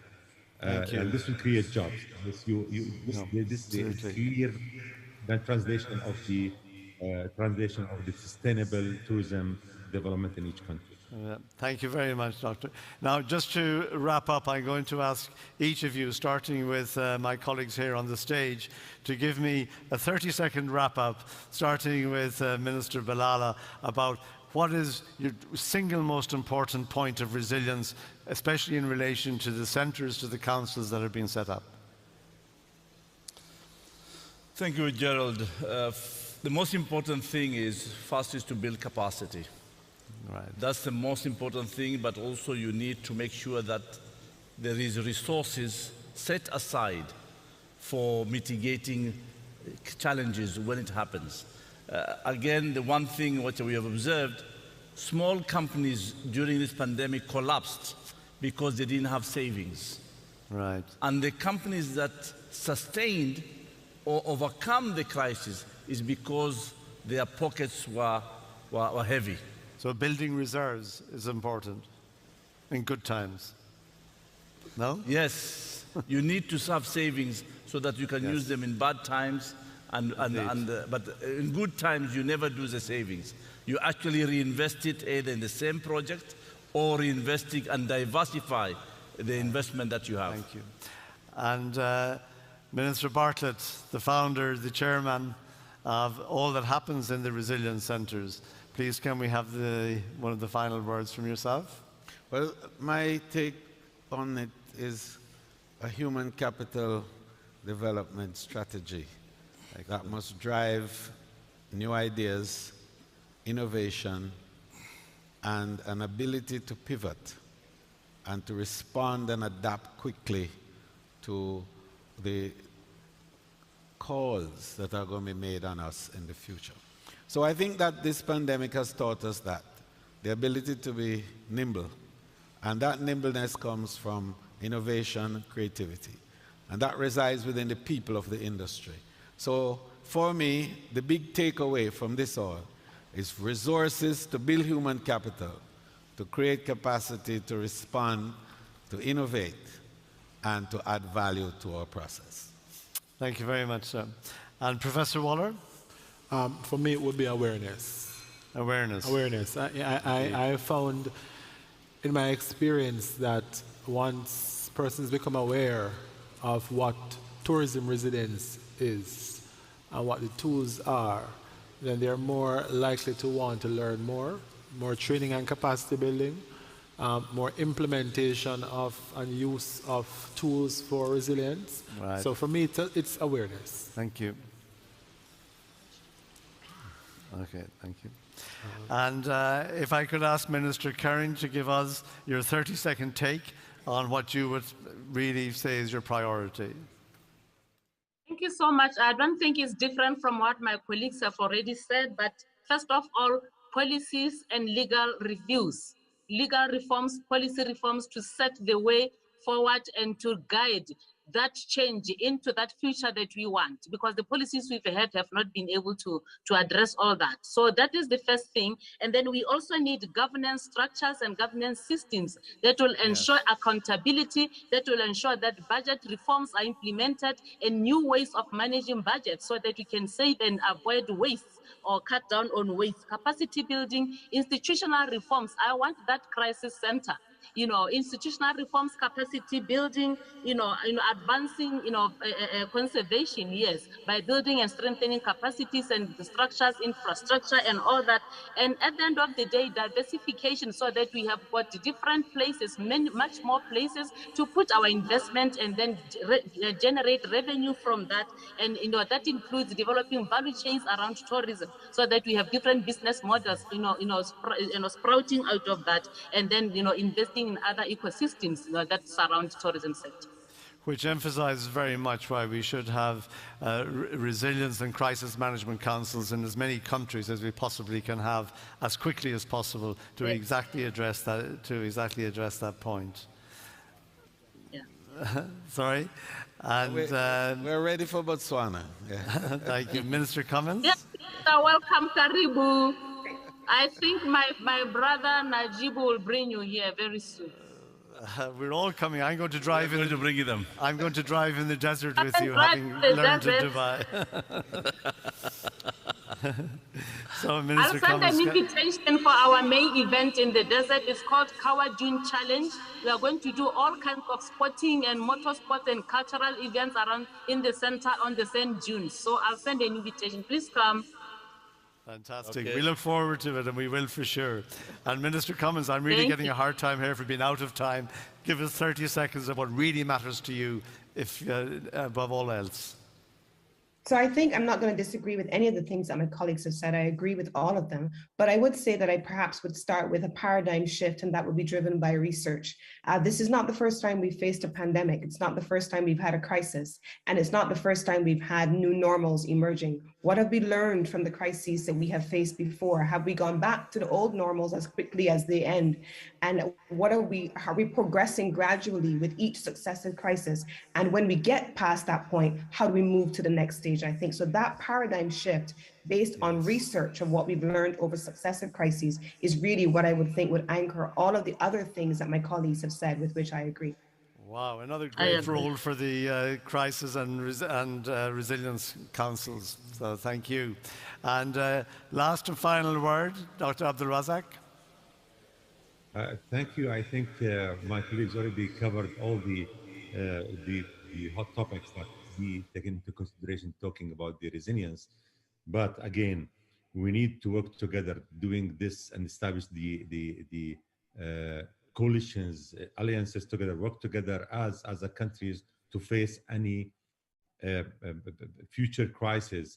We have to take reserves. We need to establish the resilience funds, and to make sure that the tourism sector is a vital factor in the international and global economy. Thank you very much, and thank you to all of the panelists. Thank you for joining us from Jordan, from Barbados and Botswana, and thank you for your attention in the audience. Fantastic. And now we're going to have a video message from the Honourable Reyes Maroto, Minister of Industry, Trade and Tourism in Spain. Thank you so much for joining us this afternoon. And also, we're going to keep going because we're pretty well short of time, but refreshments are available if you just want to go and help yourselves. And then please do come back so we don't miss any of them. But they'll be continuously available. So if you feel like something, you're very welcome to try it. Thank you. Excelencias, autoridades, resto de participantes y asistentes a este importante foro. Quiero en primer lugar agradecer la invitación del ministro de Turismo de Jamaica, con quien tuve ocasión de tratar de la importancia del Centro Global de Resiliencia Turística y Gestión de Crisis durante nuestra reunión reciente en Madrid con ocasión de la celebración de Fitur. Desde su fundación en 2019, este centro está desarrollando un excelente trabajo y quiero por ello felicitar a sus dos copresidentes, el ministro Butler y el doctor Rafay, buen amigo de España. Quiero compartir con ustedes la hoja de ruta que estamos desarrollando en España para reforzar nuestro sector turístico y hacerlo más resiliente, sostenible y digital. La primera prioridad ha sido recuperar la movilidad internacional segura. Para ello hemos puesto en marcha una ambiciosa campaña de vacunación que ha permitido que más del 90% de la población mayor de 12 años esté en estos momentos vacunada. Y lideramos en la Unión Europea el certificado digital COVID, aceptado actualmente en un total de 60 países y territorios. Y también lideramos otras iniciativas internacionales como la que propuso la OCDE el mayo pasado. Estas dos medidas garantizan la resiliencia del sector turístico frente a futuras crisis sanitarias por la capacidad de desplegar campañas sanitarias que alcancen a toda la población, pero también para disponer de medios técnicos para desplegar un pasaporte sanitario reconocible internacionalmente. Nuestra segunda prioridad fue desarrollar un ambicioso plan de modernización y competitividad del sector turístico, un plan para modernizar nuestro modelo turístico hacia la sostenibilidad, la digitalización y la inteligencia turística. En sostenibilidad medioambiental estamos apostando por la conservación del medio ambiente, la mejora de la eficiencia energética y la introducción de aspectos de economía circular en el turismo, alineados con el Green Deal europeo. La digitalización del sector es otra de nuestras prioridades.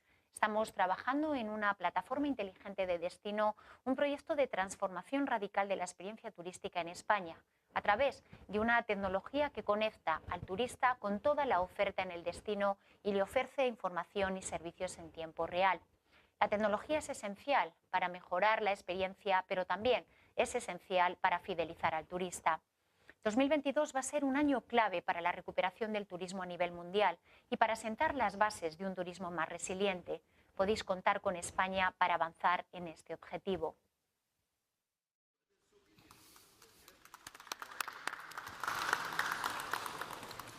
I would like to now introduce to the stage Mr. Shamir Hashmi. Mr. Hashmi? Thank you so much. Good evening, ladies and gentlemen. I know we are behind schedule, but don't worry, we'll make sure that we keep things going. If some of you want to go and grab a snack in the meanwhile, you're free to go. And we are going to get started with the next session right now. I want to ask my panelists who are present here to come on stage. So let me ask first Raki Phillips, who is the CEO of Ras Al Khaimah Tourism Development Authority, to join me on stage. Raki, I think you can come here. I'll be this side. Yes, it could be you. Okay. Can I also invite Antonio Tejero, who's the CEO of Bahia Principe, on stage, who's flown all the way from Spain to attend this event. Nice having you, Antonio. Welcome. We also have two guests joining in virtually. Can we see them yet? We will be having Nicholas Mayer, who's the Global Tourism Leader for TWC. Hi, Nicholas. Good afternoon. Hi. And we also have Adam Stewart, from the CEO, the chairman rather, of Sandals Resort, who's also joining us from the Caribbean. Hi, Adam. How are you doing? I'm great. Good afternoon. Thanks for having me. Nice to have you. And last but not the least, may I invite Ahmed bin Sulaim, who's the Executive Chairman and CEO of DMCC. Hi, Ahmed. Hi, Ahmed. So we'll have you that side. Thank you. Thank you. So let's get started. We already had a very interesting first session, which really laid the foundation for this discussion and the event. And in this particular session, we are going to focus on building resilience to attract investments in the global tourism industry. So we have spoken a lot about COVID and what COVID has done to the travel industry. Now it's about looking ahead and what's the future and what's going to drive this industry forward in terms of attracting money, which is at the end of the day fuel to drive any business. So I'm going to pick your fine minds on this issue. Of course, you all have your own expertise, so I'm going to try to dip in and get a sense of what you all think is going to be the road ahead. But since we are running behind schedule, Adam and Nicholas will have to leave us midway. So I'm going to start with them, if you don't mind, gentlemen, by asking them the first questions. Nicholas, let me start with you. As someone who has a big picture view of the tourism industry, give us a sense of where is the industry right now. Of course, COVID is not over, but hopefully the worst is behind us, and now the industry is trying to rebuild. So if you have to look back of what COVID has done to the industry and how is the rebuilding process going, where do you see it right now? Sure, and again, it's wonderful to be with all of you this afternoon. I think first of all, it's important to note that the industry is in very different places currently, and that is different in geographies as well as in different segments of the tourism ecosystem, if you will. So you would see certain industries, so certain participants in the industry, such as, for example, the cruise lining industry, that is perhaps still very much dealing with, an absence of the type of demand that they had before COVID. Whereas if we look at certain leisure segments in the Middle East, I believe to some extent also in Europe and so on, you see actually demand levels that are at or sometimes even above what it was pre-COVID, because this pent-up demand. So I think it's very important to be clear that it's a much more nuanced picture. If we look at where people expect to be, with these lags, I think they're coming out probably less ruffled than they were worried. but with different problems than they had thought, other than the imminent cash issues, the cash flow issues, etc. I think the talent challenges are something that we're seeing very much, which also drives the investment landscape. We're seeing challenges around connectivity of their historic core markets, so they're dealing with different markets. So I suppose the most precise answer is really to say it depends where you are and which part of the segment you are. But I think we sense much stronger optimism throughout the overwhelming majority than we would have had maybe 6-7 months ago, despite the fact that many of us are still in the throes of an ebbing or ongoing Omicron wave. Okay, I'm going to come to Adam. That's a good sense of where the industry is right now. Adam, for someone who runs a hotel and resort business, how has the dynamics changed since COVID-19, especially when it comes to investment, raising money, or attracting investors? Well, I'll start off by saying that I think everything Nick just said is spot on. It really depends where you are in the world, geographically, which segment you're in. For us in the Caribbean, the big shift really came from initially people not understanding how detrimental this would be to tourism. So there was a belief system that this may last 90 or 120 days initially. So capital started to get spooked as it went on and on, moving from to the Delta and now the Omicron variant. What's really powerful and important is we've seen that consumers want to travel. We've seen consumers have missed the sort of frictionless ability to get up and go and explore the world. So from the consumer sentiment side, there was always almost a revenge demand of wanting to get back into the leisure space. From the corporate side and the banking side, the corporates started to get more conservative over time for fear of having a big fallout backing tourism ventures, the unknown, which really shouldn't be a surprise.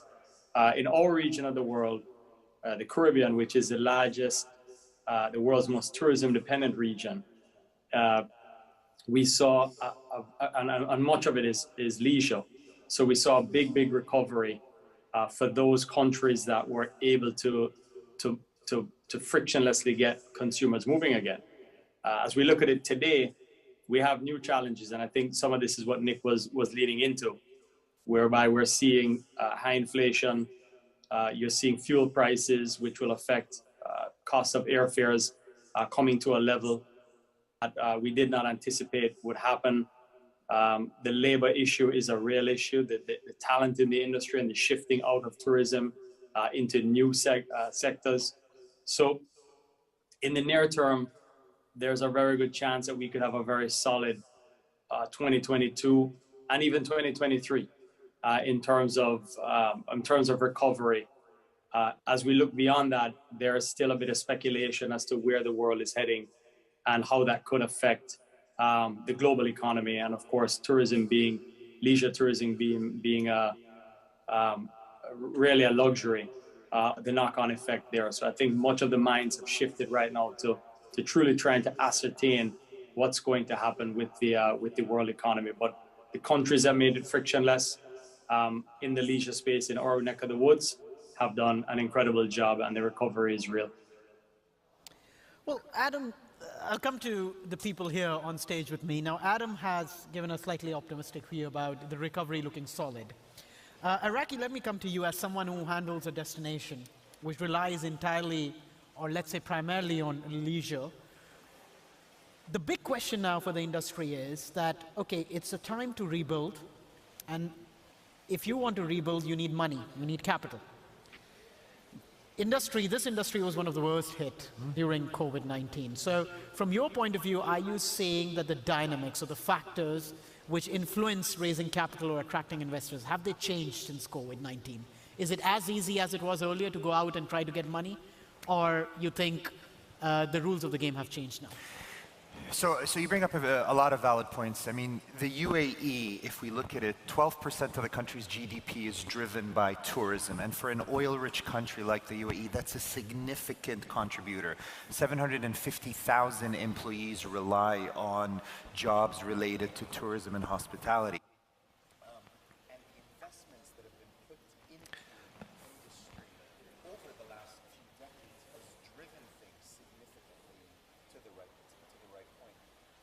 I think the Raki's microphone is off.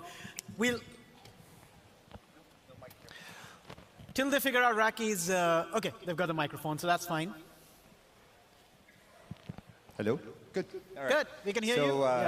So as I was saying, 12% of the UAE's GDP comes from tourism. And for the UAE to be an oil-rich country, that is a significant contributor. 750,000 employees rely heavily on jobs that are based on tourism. And investing in the industry, whether it's hotels, tourism, or tourism-related, is attractive.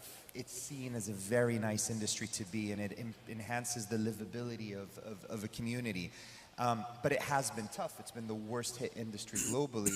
But the recovery and the resilience of tourism is remarkable. It is, when you look at things that have happened throughout time, whether it was the Zika virus, whether it was 9/11, the financial crisis, tourism has always bounced back much faster than other places. So I do think there is no doubt that there is interest in investing in tourism, but the investment methodology has changed.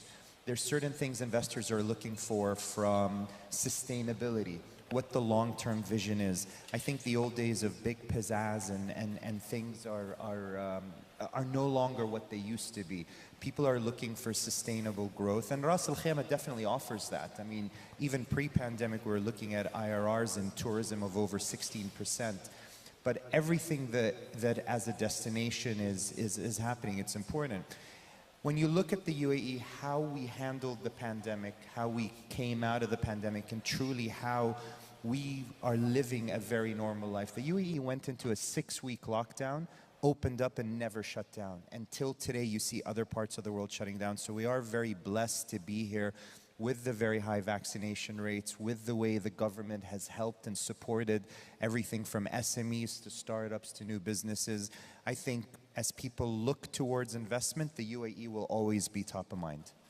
Anthony, I want to get you in here before I go to Ahmed, because I want an investor's perspective from Ahmed. That's why I'm coming to you in the end. You run resorts across the globe. Of course, there's a recovery phase now. Are you finding now that when it comes to raising capital or attracting investors, the rules have changed, the dynamics have changed, or it's the same? Well, we're actually very proud and very happy that last month in Madrid, we had a signature of a $200 million loan to Bahia Príncipe Hotels and Resorts. To that signature were the President of the Dominican Republic, the Tourism Minister of Dominican Republic, and also the Tourism Minister of Jamaica. I think that shows the trust that the market has in Bahia Príncipe and our product. You know, if you think about it, Bahia Príncipe is a company with 27 hotels, most of them in the Caribbean. We are leisure, we are all-inclusive, generally beach locations, vacational. So when everyone is thinking of, oh my God, I want to go on vacation, what's the first thing that you think, right? It's these kind of hassle-free vacations on the beach, these great locations. So, you know, on our side, at least for Bahia Príncipe, we didn't have a problem raising that money. I think that shows the trust, as I said, of the market in our product and in the company. We have a very strong backbone. We are owners of the hotels that we run. So on our side, I must admit that it was a very positive movement, and I see it very positively. Right? That's quite positive given the circumstances. Now, Ahmed, you're the one on this panel who does not run a hotel, and you are on the other side looking at investments. Tell us, how has COVID-19 changed the way investors are looking at investing, whether it's hospitality, whether it's other sectors? Has the mindset changed? I didn't see the lockdown really happening. I couldn't believe they were going to shut down airports and all that. But when it dawned on me, this is the new reality, and we were all working from home, I looked at it as an opportunity for us. I knew other centers will take a step back. It's normal. I was hoping, and thankfully our team stuck together and jumped on the opportunity to capture. And we stayed in touch with our members. We stayed in touch online. We had webinars. We use Salesforce. That's completely online. The registrars set up their companies online. So that kept the momentum going. I just came from a visit to Uptown Tower, Dubai's new super tall tower, if you will. Where I was standing was 325 meters. It's the tallest building in Jumeirah Lakes Towers. You said no hotels. Actually, Al Mas Tower had a hotel concept in it. I didn't like it. I canceled it because of security matters and an argument I had with my management. They wanted the hotel on top. I preferred it to be on the bottom, so the extra infrastructure and elevators do not take the space. In the end, we decided it's not there, and from 40-story, we have the tallest office building in the Middle East, 63 floors of usable office space that was sold out to end users in end of 2004, where we were only 400 members in 7 or 8 hours using an Oracle system. No brokers, no speculators. Today, we represent over 20,000 businesses. I mentioned Uptown Tower, 22 floors of LEED Gold office space, starting from about 22,000 square feet, tapers down to 19.5 thousand square feet. Then it's 11 floors of boutique hotel. We signed with Accor. We're using the So brand. We're calling it So Uptown. And the rest is branded Resi, which is about 24, 25 floors. When we signed the agreement with Accor a few years ago, the chairman of Accor's one question was, will this building be built? And this is before COVID. You know, the groundbreaking ceremony was September of 2019. And in third quarter of 2022, I will be working there. We've broken records in 2020 in month-to-month registrations. 2021, we had our best performance. We registered 2,845 companies. We've never done that in the years before the global recession or after the global recession. And we anticipate that flow of business will continue to grow because what we provide, unlike other specialized zones, is ecosystems, whether it's the Dubai Diamond Exchange, which next week we're hosting the International Diamond Manufacturing Association's President's Meeting, the World Federation of Diamond Bourses President's Meeting, the Dubai Diamond Conference Meeting, and arguably the most important jewelry show will start from 22 of February. A month ago, His Highness Sheikh Mohammed attended the World Coffee Championship Dubai. And that had amazing numbers of people. More and more is happening. There is also the peace treaty with Israel that changed the dynamics as well. We got a lot of tourists there. Some of them actually, when the lockdowns happened in Israel, decided to stay in Dubai for an extra month or two. We also in 2019, I believe, Surat had its first international flight. It goes to Sharjah. But I feel the impact in our diamond exchange because they go there to buy rough diamonds.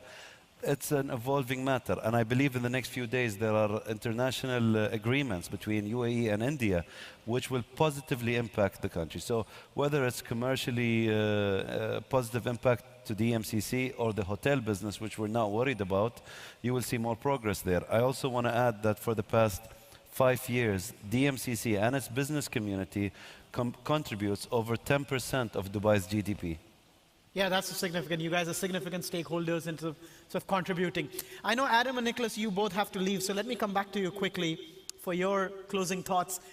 Adam, I'm going to come to you first. As you know, Raki was also talking about in Antonio that they've been able to attract investors because of the destinations they have. Going ahead, do you think that hotels have to adopt a different approach in terms to get investments? Because the worry, especially within the banking community, is that this sector is going to take time to pick up, and that's why they're hesitant to put the money on the table. Are you seeing that, and do you think a different approach is needed at this point of time? I think I agree with everything that's been said. I think the best run companies in the world are going to win. They're going to be winners and losers in the world, as we've seen in the past with any kind of reset. In my own company, we have never had more pipeline and hotel developments on the books than we have right now. We have 7 hotels currently under construction and being developed.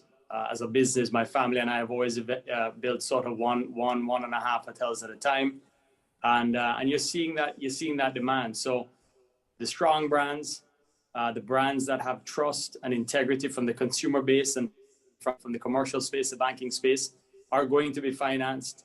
That word, as I described earlier, that revenge sort of comeback from both the consumer and the investor community, there was a hiatus. In our region of the world, there was a slowdown. There was a stockpile of capital. There's an immense amount of capital out there looking to place itself in segments of the industry. And as Nick said, you know, it's not all equal. So you have the business segment, you have the leisure segment. Within each of those segments, there are different functionalities. We've seen the struggle that the cruise industry have gone through, and are, you know, their very aggressive attempts to recover with unique hurdles. That's different to Caribbean land-based tourism or leisure tourism that's happening in parts of the West. So I think the strongest brands, the biggest brands, are going to be able to be financed. There are some elements that are changing in the product delivery. I think health and safety is going to continue to be top of mind in many ways, but it's all about experience. And if this thing taught us nothing else, it taught us the value of the global travel, and ultimately that our generation and all of us living here on this planet, that we lost something that was so important to us that probably many people took for granted. The simplicity of just hopping on a plane and exploring the most interesting parts of the world. And as a result, we never want to see that happen again. So I think the future is bright, and we'll push ahead. Nicholas, I know you also have to leave along with Adam. So quickly from you, as Adam was mentioning that the big brands would be able to sail through, but other brands or other segments might struggle. What's your view on this? Which are the ones that are going to survive and thrive? So I think at the source of this is that after 2 years of COVID, which of course also had owner, investor, operator relations, I think people came out of these relations in one or two ways, right? It's not very original. They either came in a strengthened relationship where they really, basically, the battle and crisis basically got them together, and they have a much closer relationship now. They have found new ways of dialogue, more direct communications. And contrary, you also see quite a few that come out, I would say, in a pre-divorce style, right? Still married because these contracts are 20 years old, but each, or sometimes one or the other, feeling that he no longer belongs in his relationship and didn't get what they wanted in the past. So, and you see both of them. I don't see the trends that it is more specific in one place or the other, but I think those two you see out. So I think where Adam is very right is, Adam, he said, the best ones are going to come out. And I absolutely agree, right? There is some great operators and there is some phenomenal owners that have pivoted their business models, that have found new sources of income, new ways of collaborating under a management agreement or another element, new ways of tapping into the distribution chains and working with tour operators and others, and they're going to be doing fine. I am not so sure that the good ones are necessarily the large ones. The large ones, your large operators, do indeed, of course, have a formidable ability to mobilize large groups of people, right? Through their loyalty program, through their corporate contract, etc. That's primarily business driven. Well, you collect the points on business and you spend them on leisure. Business is going to come down, in my view, substantially lower. I don't think business travel will recover to pre-COVID levels because, quite frankly, we've all discovered it's not necessary. That doesn't mean it's going to be zero, but it's perhaps going to be, I don't know, a quarter less, a third less, because that's what we probably all realized, that, we did a certain amount of, I would say, stupid travel before COVID, that we say, well, that one I don't need to recover, whereas other parts we very much wanted to recover very quickly. And so Sorry, some tech issues, but Nicholas was making a good point there, so I'm going to come back to the gentleman here. I'll come to you, Antonio, first. I mean, the point that even Antonio made, which Adam was making about the big brands surviving, the quality of the product surviving, is that going to be the key to raise money? Or you think now there are enough investors who are willing to look into new ideas? They are not necessarily looking at the traditional way of doing business. We do think so. Bahia Principe, as I said, we're 27 hotels. We're not the largest company in the world. We don't pretend to be the largest company in the world. We are a family-owned Spanish business. We have very strong values. We're looking to expand through an asset-light model in which people will appreciate. Of course, we will have ROI. We have great ROIs. But basically what we want also is to establish a long-term relationships. We have these kind of values. We're in it to make something that will, a legacy, something that will last for a long time. So I think there is space, and I think there are investors that are looking for large companies, fantastic, but they're also looking for companies where if they pick up the phone, they want to talk to the CEO, they want to talk to the group CEO, they just pick up the phone and we're there. So there is that demand, I think, especially in these kind of markets, Dubai, the United Arab Emirates, Arabia, Asian countries, the values are a little bit different, and that's what we're looking at. So I think there is that, that possibility. Ahmed, let me get you in quickly on this. I mean, you spoke about your company playing a key role in terms of contributing to Dubai's economy. Where do you see the hospitality sector playing? What kind of role is that going to play? And given the circumstances, what we have seen over the last 2 years, how easy or challenging is it going to be to scale that segment? Sorry, that question was for Ahmed. Oh, sorry, I can't hear very well. I thought so. You were confused. I mentioned that I avoided the hotel in Al Mas Tower. For the Uptown District, we needed more diversity. So there's a, we picked up, last year I went to the JCK show to get a feel where the jewelry industry is. And if you read the headlines, you think that people will avoid spending money, and you know, jewelry is the first that feels it when the recession is coming or fear, etc. But we noticed that they spent more money because they felt that life is too short. They want to experience, they want to travel, they want to explore. They don't want to be cooped up in a house and all that. So despite the challenges, despite the pain, we've noticed people just go and take more risks, live a little bit.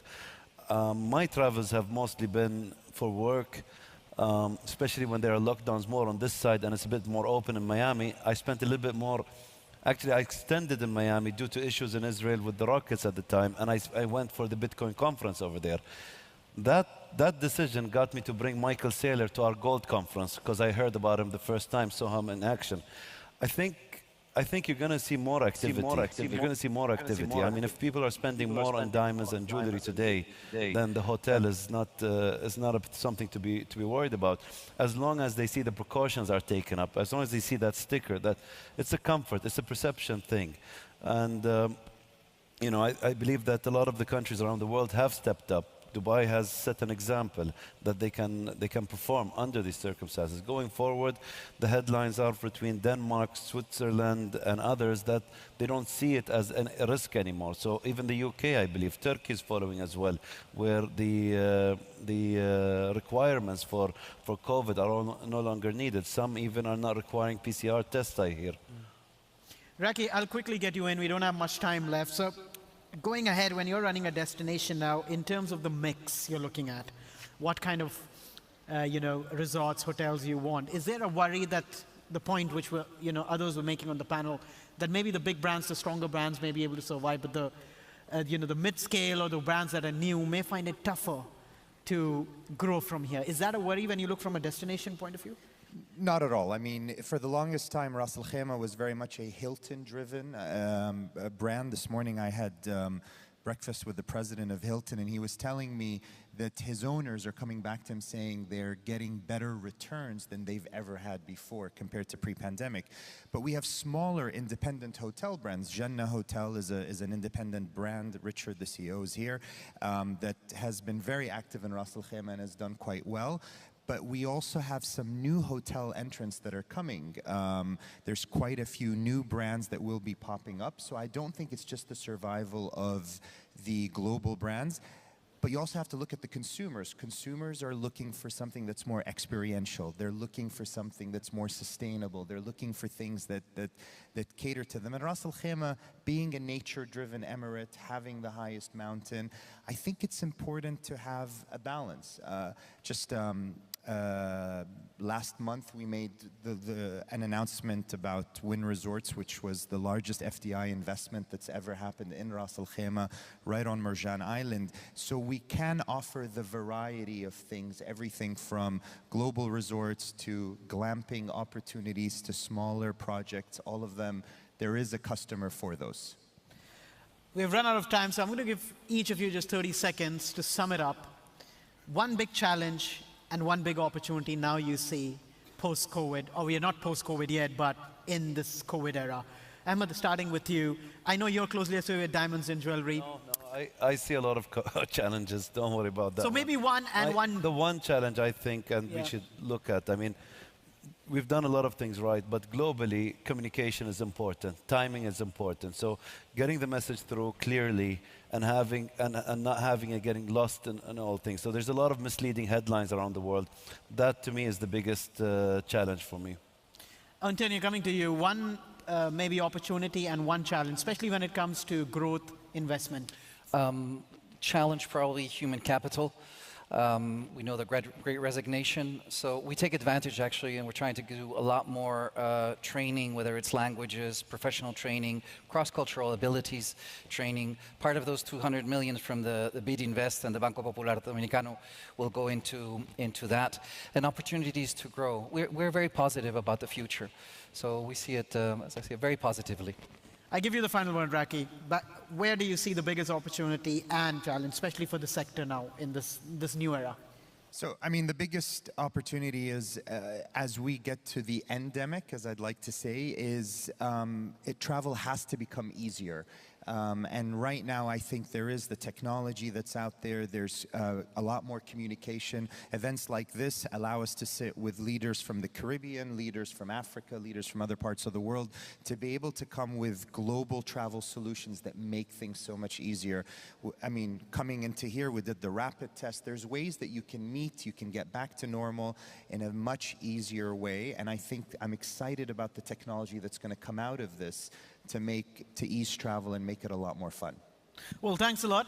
So that's we have it. I mean, unfortunately, we have to cut down the session a bit because we are running a bit late. But I think we got a lot of interesting insights from all of the panelists here about more positives than negatives. Yes, there are some challenges, but it looks like there are more opportunities now. So thank you so much for joining us on this session. Thank you so much for listening in. Thank you.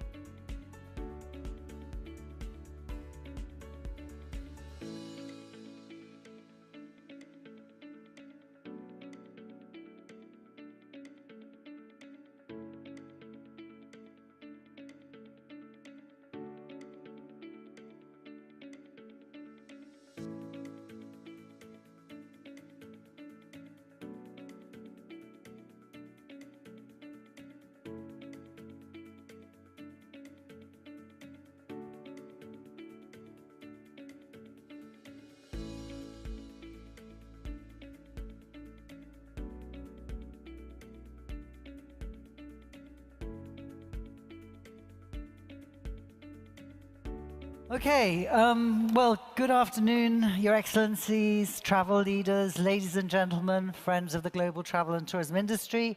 My name is Daniela Wagner. I'm going to be your MC for the next hour. I would be very grateful if the people who are enjoying the refreshments could come and join us again in the audience so that we can move on with our program. So basically, I'll give you a couple of minutes just to come in and sit down. But in the meantime, I'll just do some introductions. So I am the Group Business Development Director of Jacobs Media Group in London, which also owns the Resilience Council, the Global Travel and Tourism Resilience Council, which we've been speaking about today. It's one of the 14 brands owned by Jacobs Media Group, which also includes Connecting Travel here in Dubai, our new office that we launched last year, Travel Weekly, Travolution, Aspire, The Caterer, and Connection. ambitions. Minister Bartlett spoke earlier on about the way that we met and about the relationship that we formed with the Resilience Centre. And it's quite incredible to me that we're here today announcing all the things that we're announcing, and the fact that there are now 2 centres already in operation and 12 more being launched around the world. So we're very proud of that partnership and look forward to building on it. Despite the efforts across the industry, we see that our sector is still lagging behind in terms of preparedness and the ability to recover quickly from disruption, and COVID has really demonstrated that even more clearly. So what we're trying to do in the Resilience Council is to focus on driving action versus theory. And as we've heard today, we really need to continue to engage, to develop, and to share case studies and encourage more collaborative actions. In this year alone, we've launched a partnership, public-private sector partnership between USAID and Intrepid in Bosnia-Herzegovina, which brings together a key funding organization with the leading global sustainable tour operator for the relaunch of Bosnia-Herzegovina as the heart of sustainable Europe. In Jamaica, we're launching a groundbreaking new project called Jamaica Cares, together with Global Rescue and 4 insurance companies, which will ensure that all inbound travelers are protected in case of emergency. And in September, we'll be holding the next edition of A World for Travel in partnership with the Ventus Media Group, which is a Davos-style think tank, which will be held in Portugal, talking about the transformation of travel activities into more sustainable actions. Now, to continue this afternoon's program, I'm delighted that we'll hear from a panel of very powerful women, noted for their professionalism and not their gender, who are going to share with us the actions that they are taking. The panel is being introduced and moderated by the extraordinary Aradhana Kowala, a new friend of mine, I'm pleased to say. Aradhana is a truly global expert on the travel, tourism, and hospitality industries, and is founder and CEO of Aptamind, a company that advises governments on how to use tourism as a force for good and unleash the full potential of the visitor economy. Aradhana is a passionate advocate of regenerative travel and women in leadership, and has spoken widely on sustainable activism, tourism of the future, and has been a keynote speaker in many different organizations such as WTTC, World Economic Forum, and the UN bodies, to name but a few. Aradhana, please, I'm delighted to welcome you on stage to introduce your panel. Thank you so much.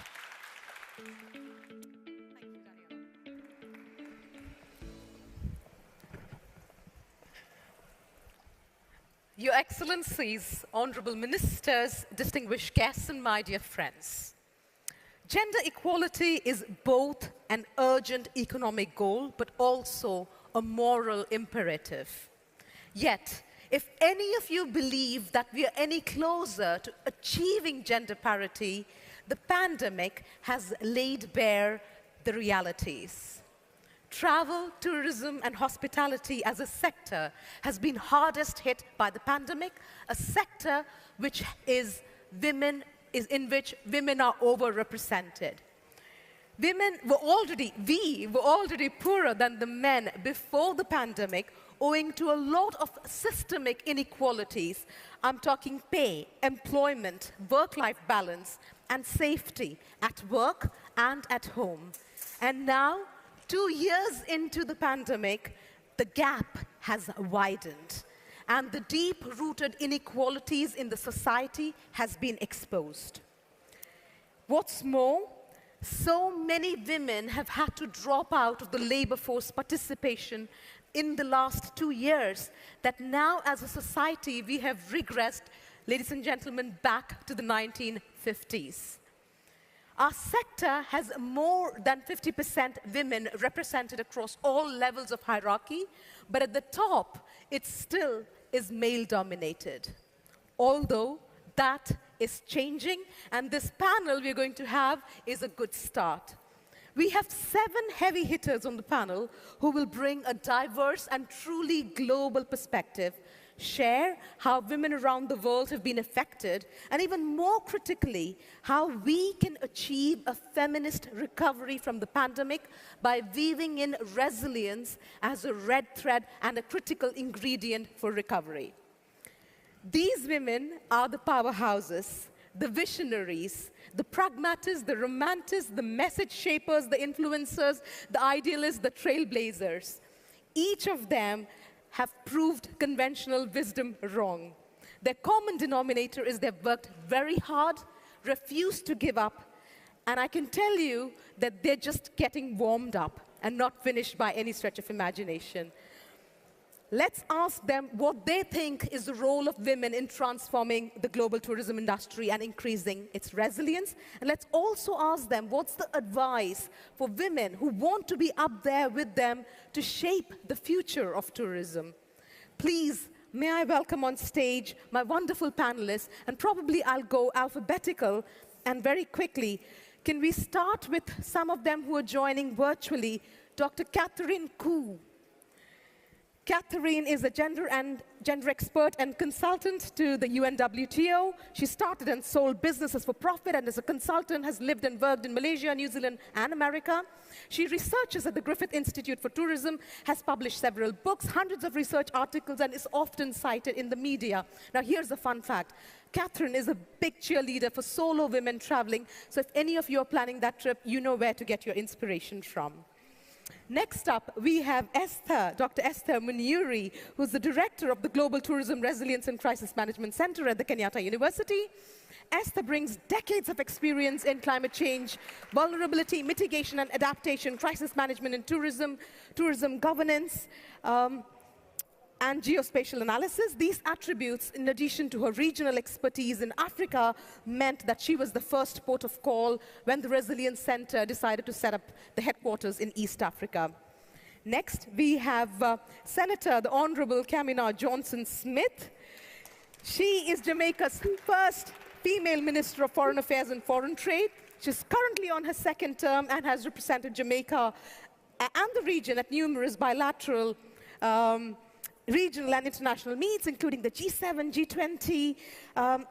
Minister Smith, here's a fun fact, you trained as a lawyer, cleared the bar, and even set up and ran your own practice.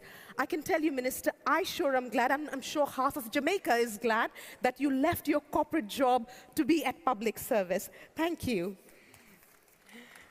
Next, we have Liz Ortiguera, who is the CEO of PATA and brings with her 25 years of global experience and expertise in working both at multinational corporations, including Amex and Merck, but also startup environments and across multiple diverse sectors.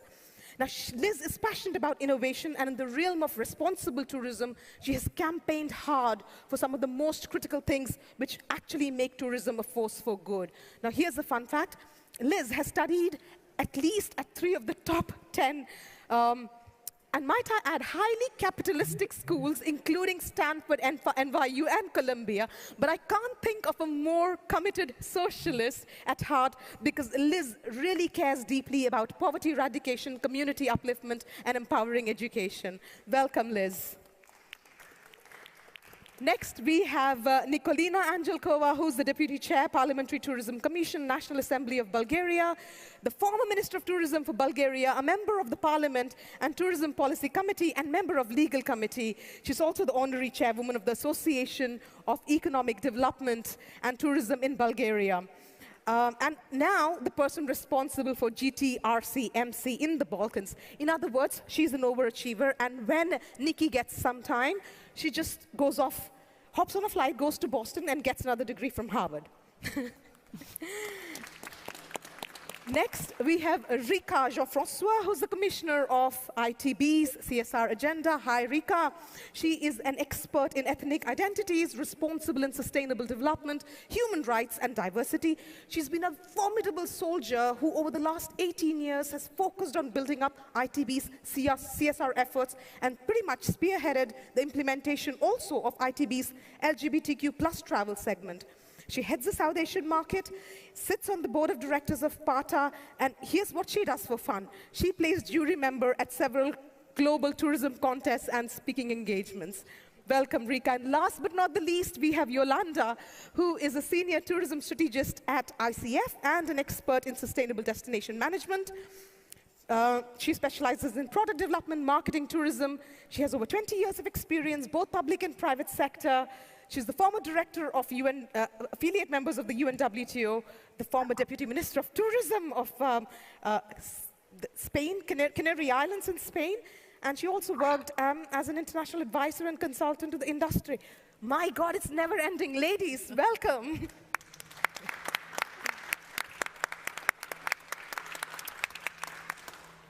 Before we jump into the questions in the panel, we have a video message from someone which I'm sure all of you would love to listen to. This is a lady who needs no introduction. We have Her Excellency Sheikha Mai bint Mohammed Al Khalifa, who's the president of the Bahrain Authority for Culture and Antiquities. Unfortunately, she couldn't be here, but please, let's listen into what she has to say. Good morning, everybody, ladies and gentlemen. It's a great pleasure and honor to be here with you to participate in this important forum focusing on the tourism and cultural tourism in particular. Here in Bahrain, I would like to share with you my experience in the private sector, Sheikh Ibrahim Center, and the houses we restored and used them for cultural activities. At the end of the day, it's become a cultural district, and a lot of visitors visit Sheikh Ibrahim Center, and from the same idea we create a bigger program in the public official department, the Perling Bath, which is listed in the World Heritage Site. We managed to inscribe Muharrar because of this site, and you know the story of the Perling and the ancient history of Bahrain. I would like to invite all of you to come to Bahrain and to share with you the experience in this important sector, cultural tourism, and to learn from your experience and to develop more sustainable cultural tourism places. Thank you very much, Your Excellency. Really appreciate that message. Ladies, let's jump straight into the panel. I would love all of you to answer this question, so we go around and ask everyone the same question. So the gendered impact of the pandemic has been felt around the globe. However, the specific contours of this impact have varied depending on which region you're in, geography and country, and the policy response towards those impacts have equally been divergent. Tell us, in no more than 1 minute each, please, how bad is the situation in your geography where you are? Shall we start with the virtual panelists? Liz, if you want to have a go. Sure. I think you were spot on earlier when you said that women were basically the hardest hit with this pandemic because they constitute the majority of the frontliners. And so that is a big concern. And we've piloted a support program in Thailand to reach out to the likes of vendors, tour guides, drivers. And in those cases, we really do need to, magnify that and replicate it across the region. They've been the hardest hit. Fantastic. Rika, Catherine, how bad is the situation where you are with regards to impact of COVID on women, women's jobs? Let's hear all the bad things. Well, if I talk about Germany, of course, and Northern Europe, it's a little bit of a different picture. Because we are very privileged in comparison to the rest of the world, and to the rest of the so-called emerging destinations, of course. But of course, there was a high level of stress and burden, especially for women over here as well. I mean, even if they had the privilege to work less hours or to work from mobile office, they still had to take care of childcare. There was working mothers, and we all had homeschooling. So as you can imagine, also over here, the burden was on the women because they had to double manage everything.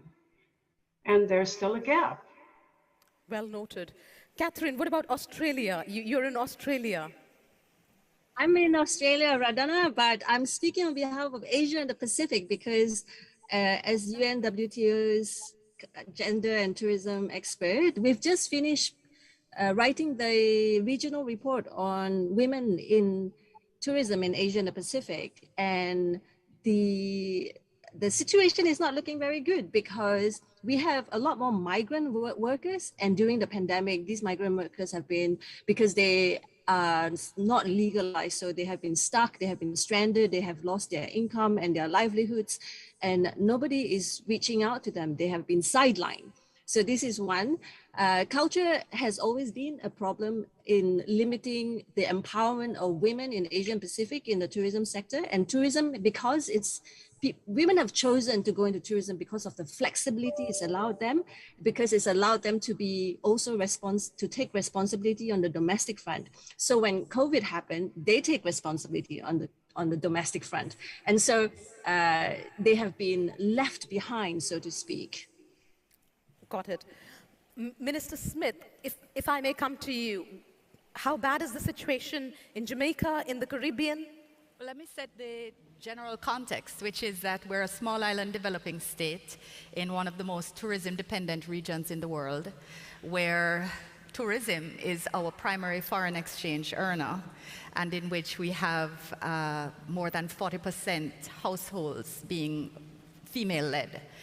So when you connect the fact that tourism is responsible for, let's say, 43% of our GDP, 40% of our households are led by women, and the pandemic brought on border closures, travel restrictions, closure of the entertainment sector, hospitality sectors, etc., closure of schools, so that, as we've heard from our other panelists, where women take on the domestic care responsibilities and homeschooling, while in a state of unemployment, it's certainly placing layer upon layer of challenge. Esther.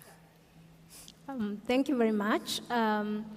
For Eastern Africa, as the rest of Africa, the disease itself is not that bad. Like, for example, for Kenya, the cases, the COVID cases are about 320,000. While the deaths about 5,600, which means that the disease impact is not that much. However, for tourism, in the Eastern Africa region, tourism contributes to about 10% of the GDP, and about 1 in 10 jobs in tourism sector. So when COVID came, and the fact that we rely quite a lot on international tourism, the tourism industry was heavily affected. Now, moving on to your second question about the policy issues. Now, we have been, we took the COVID impact very seriously from the very beginning, and that can be seen all over the Eastern Africa, with various countries coming up with the COVID protocols, the wearing of masks and what have you, and that really helped in building confidence. And therefore, even international tourism started recovering quite fast. But before the international tourism opened up, the domestic tourism is what has been sustaining the industry. And for the case of Kenya, for example, having a very vibrant minister who took up the issues and brought the COVID-19 protocols very quickly and supported the Global Tourism Resilience and Crisis Management Center in carrying out research. This also helped a lot. Fantastic. Nikki.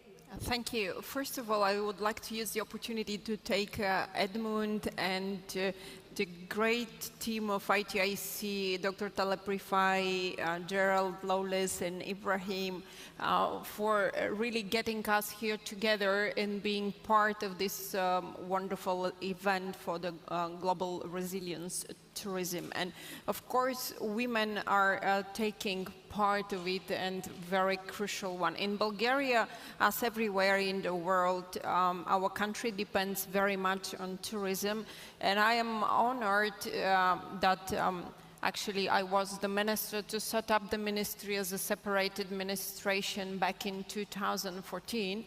And before the pandemic, we managed to reach a 34% growth of international arrivals, reaching up to 9.3 million international visitors, which of course should be the goal to be achieved now post-COVID. Of course, this will be very difficult considering all the uncertainty, but this is where we have to unite and use the crisis that was created by the pandemic to set up a new rules for tourism and in particular for welcoming the guests in the proper country. And here I think women could play a very crucial role and to encourage more women in leadership positions where actually the luck is. We'll come to the solutions. Yes. We'll come to the solutions. Yes. Yolanda, if I can bring you in,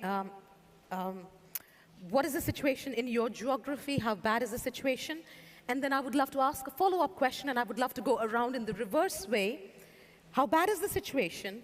But we also know when the policy is right and they come up with gender-sensitive solutions, it can lead to a sea change, and it can actually cause difference on the ground.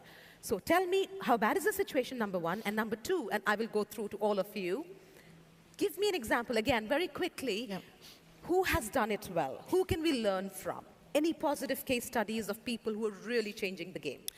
Well, first, at ICF, we are now working in different projects in different parts of the world. And some of them are related to a repositioning strategy for the destination. And although it has been very tough for everybody in the labor force, including women, I have a positive impression. I think something positive has accelerated because of the pandemic. What do I mean? When you want to reposition a strategy nowadays, you need to find what makes it different, the authenticity, showcase the authenticity of the place. And to do that, you have to look at the heritage, the culture, what really makes a difference. And I've noticed that in many cases, are women who are related with preserving heritage because they have the skills that perhaps a visitor want to see. So they are playing a crucial role in product development. And that it happened before, but now, since the new consumer is looking for this kind of products, they play a central role in that. I think that's very positive. And as a good example, we are working now on a project in the Canary Islands, my home islands. And in there is a project to preserve a certain tradition that was being lost, that lasted for almost 400 years, and it was connected to pottery, women potters. But this has been done always over the centuries by women. And now with this shared value project, we're going to ask the visitor to contribute with a percentage of the trip to make sure that we have other women learning this and showcasing this in the future. Fantastic. It's a micro example, but that's 80% of our industry, small, medium, and micro enterprises. Nikki, it's not all doom and gloom. There are lots of positive examples out there. Who do you think is doing it well?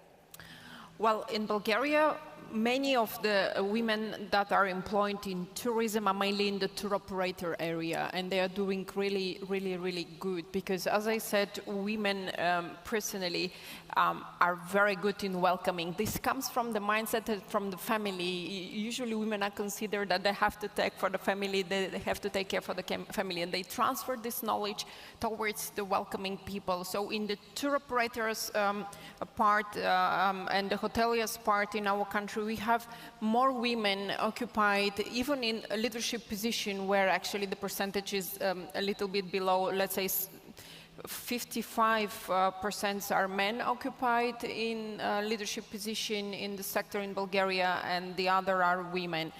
So we have to work in that. Yes, exactly. Esther, you spoke already about what the Kenyan government is doing. Any other quick example, perhaps? Yes. If I may talk about Kenya, about 54% of workers in the tourism sector are women. And I would say Kenya is quite a good case study of raising the profile of women, because many of the associations in the private sector are actually headed by women. And that drives the women along, and many managers as well in the various hotels in Kenya are actually women. And this is very, very positive. And we have an association in Kenya for women, which encourages women to own businesses and also to occupy high levels of management. And again, with Kenya, the private sector and the public sector works very, very closely with great guidance from the ministry, with the minister putting them together with lots of meetings and engagements. And this also encourages even the private sector to be more vibrant. Fantastic. In hindsight, I should have said, you can't name your country. So no Bulgaria, no Kenya, it has to be another country. But Minister Smith. I have to name my country. So just very quickly, apart from the tourism resilient corridor, which was a geographically designated space wherein all the workers were retrained so that in attractions, in hotels, among the craft vendors, there was a total sensitivity to COVID protocols and safety, which allowed for us to have a 0.1% infection rate and has people wanting to continue to come to Jamaica as a safe space. That therefore helped this sector to reopen earlier than perhaps in other places and again re-engage employment. Apart from that, the government engaged in our first ever grant support program, which targeted women and the most vulnerable persons, that is, persons who earn below a particular salary threshold, persons with disabilities, and ensured that there was also a grant to entertainment sector, which again, largely informal economy, largely made up of women, therefore impacting by direct cash transfers some of the broader impacts of the pandemic. Thank you. I'll go to Catherine, then Rika, and finish with Liz. Catherine, who's doing it well? The Department of Foreign Affairs and Trade in Australia has worked with the governments of Ecuador and Mexico to provide training on digital entrepreneurship to women in tourism in the rural areas of those two countries. But what they've done really right is to design these courses, these training courses, in consultation with these women in the rural areas beforehand, so that the curriculum is not only gendered, but the needs and the design of the training were for these women. For example, the women could bring if they have little babies, they could bring their babies to the training center. Now, this is not seen in anywhere of this training for women on digital entrepreneurship, where it's supposed to be a very hard skill. These women also talked about growing their business together with their support people at home. Usually these are their brothers, their nephews, their cousins. We asked them to bring this person to class with them in order to support them in their learning, because we knew that they will continue working with these people after the training when they got home. And so this ensures the sustainability of the learning process. So I think this is done really well and really from a gendered approach. Fantastic example, I think, also of combining community and using technology as a positive intervention. Rika, your example, your case study. Yeah, I mean, I think it's about female leadership, and we need real examples, and this might be very small examples, but especially women through all the centuries, they are the ones who survived their families through all of the crisis. So sometimes we don't need the big managers, but we really need to speak to women who are in the field, even informal women who know much better maybe than anybody else how to survive a family. But if you ask for a concrete example, it comes to my mind, and we will talk about it at next month's ITB virtual convention, is the example of Holly Budge, who is doing, who is working for How Many Elephants, but she has a wonderful initiative with female rangers. you know, because poaching started to be a big problem again, especially during the pandemic, because all the guards, they lost their income. There was an initiative of women, of female rangers coming up, fighting against these poaching initiatives of the males. So this is one of the examples which is really bright, I think, because they would find a solution even in a moment of biggest crisis rather than giving up. Fantastic. Liz?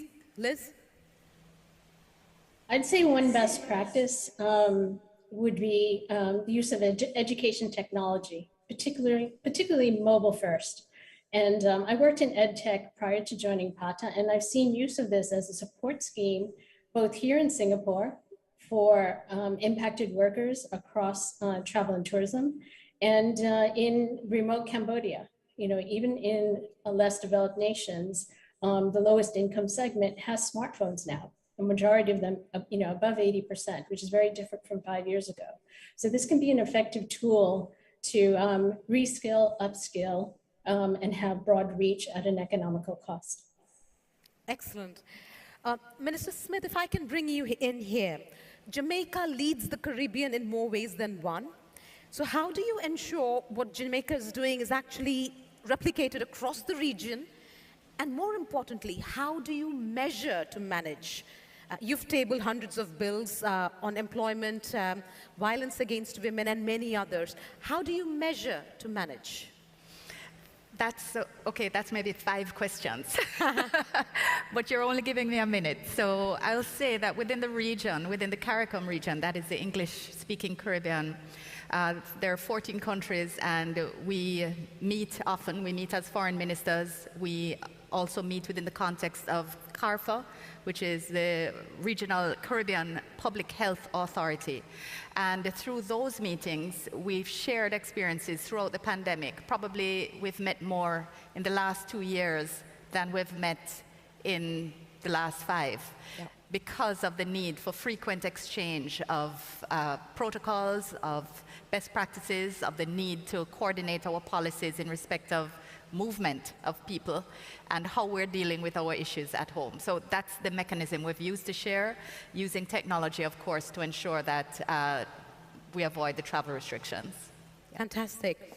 Esther, if I can ask you, this is an actionable platform, and I'd love to get your views, and also Nikki's, because you're leading the Reslience Center in East Africa. How are you walking the talk with the center? Thank you very much. Now, after the center in Eastern Africa was established in November 2019, we embarked on our mandate, and the mandate is research, policy, formulation and advocacy, capacity building, communication, and project management. We started with the countrywide research on COVID-19 impact, the recovery strategies, and what was being done across the country. And this was directed and supported by the Ministry of Tourism and Wildlife, and all the counties were involved in the study. And the center became a coordinating arm where we edited whatever content was being forwarded from different parts of the country. That was for Kenya, and that was immediately after COVID hit us. That was between March and June 2020. One of the biggest achievements that we've had so far is the creation of the Tourism Crisis Management Center, Resource Center. So this center houses more than 100 researchers, and these researchers come from the universities. Remember that the center is located in a university, leveraging on the strengths of a university. So we have plenty of human resource. So this human resource input into the center activities, give up-to-date daily updates on what's happening across the world in matters, tourism, and resilience. And this information is forwarded to the various heads of associations in the private sector, as well as the parastatals in the public sector. And this is around the 14 countries that the center is in charge of. Thanks, Esther.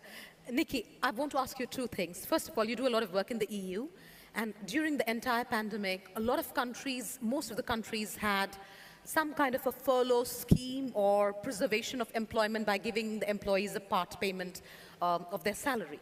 The trouble was the policy did not make the difference, A, based on the sector, and we were the worst affected, and number two, it did not make the distinction based on giving more to those who earn the lowest. Some countries did, like Norway, but the vast majority didn't. What's your take? And also, what are you hoping to achieve with the center in the Balkans now? Well, first of all, yes, the biggest challenge now with the pandemic is in the human resources, because tourism being most affected, unfortunately, created a lot of uncertainty in the people working in the sector, and some of them going online, offline, they even shift jobs, which now is very difficult for the companies to get people back, and they have to offer them different incentives and of course, education, which is crucial in order to offer a very good service, because in tourism it's all about people. When the pandemic started back in March 2020, I was a minister at that time, and the first thing we did was to directly support, with the help of the European Union, the tourism sector and the companies working for their personnel. The government was paying 80% grant to every employed person in the sector, and 20% were paid by the company itself for the salary of a person. Now, being an opposition in the parliament, actually now we have to discuss the budget for 2022. And yesterday, before coming here, I offered additional amount of 120 million for tourism sector till the end of the year, because the recovery is expected to start 23-24, but the personnel has to be preserved and kept. And with the Resilience Tourism Center on the Balkans, and I would like to thank Edmund and Taleb for the confidence given, we would like, together with the university, because the main partner is the University for World and National Economy, which is the best one in Sofia, for that having a variety of different subjects and professors, is to engage young people with that topic, that tourism is not only holiday or vacation, that tourism is economy, tourism is a sector who is creating a lot of and meaningful jobs, and we would like to engage people to think about and to empower women in particular, that they are capable to combine their family obligations and to lead whatever they want to as a goal, and in particular in tourism. So I really rely on the expertise, and I do believe that the center will function well, because we have already started a network with my colleagues from the neighborhood and all the Balkan countries, and I use the opportunity to invite you all in July, 7 and 8 of July. We are going to have investment tourism conference together with ITIC. Dr. Taleb Rifai, thank you for that, and we will expect Edmund, because we will open the center there. Fantastic. Yes, thank you, Nikki. Catherine, can I bring you in at this point? I think, speaking about policy, so many of the policies in the space are still designed with a standard male in mind, or a male worker in mind. Now, this could be because perhaps women are not represented enough, which we know to be true in the decision-making center, and also because there is very limited gender-aggregated data. What is your view? You do tons of policy research for UNWTO and otherwise. What is your recommendation to solve this problem, so we don't just go back to doing what we do or we have done once we come out of the crisis? Yeah, you're right in saying that we do not have enough sex disaggregated data, and that is a very highlighted and spotlighted theme across all issues on women in tourism. But also, Aradhana, we have a problem in the sense that people have this false notion of gender equality. So we conducted a study amongst top management executives in hospitality organizations across the world. And we found people saying things like, oh, we have 187 employees, for example, and 28% of these are females. I think that's pretty good for gender equality, don't you think? So we get a lot of comments like this, thinking that, you know, this is enough, and what they've done is really good. And this is coming from companies that have diversity councils in place, that sells the fact that they have gender equality statements. So here is the problem, and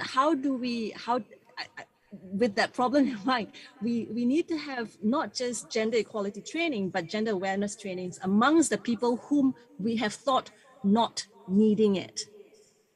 Fantastic. I'm getting cold stares from the organizers that we're running over time. Rika, I'm going to come to you next, if that's all right, and ask you very quickly. Of course, we need to change policies, but we also need to change the traditional mindsets of societies. Your take on it, what can we do? What's a good solution? Yeah, that's totally right. We need to talk about mindset shifting along the society and the role of women and men. And you won't believe, but still in the northern countries, it's the same, like Catherine just said, you know, and these barriers are still existing. And so what we really need to do is to raise awareness. I totally agree. And we need to have sometimes even strong recruiting policies, which ask for a quota. I know that this has been discussed very heavily, because people say, well, if women are intelligent, they will be hired. But that's we all know that this is not the thing. You know, we need quotas in panels, in boards, in politics, even in community councils, because it's a matter of human rights that women have an equal chance, and they won't cross this. They won't bang against this glass ceiling if we don't change these policies. But also, it also is education everywhere in the society, in schools and daycare.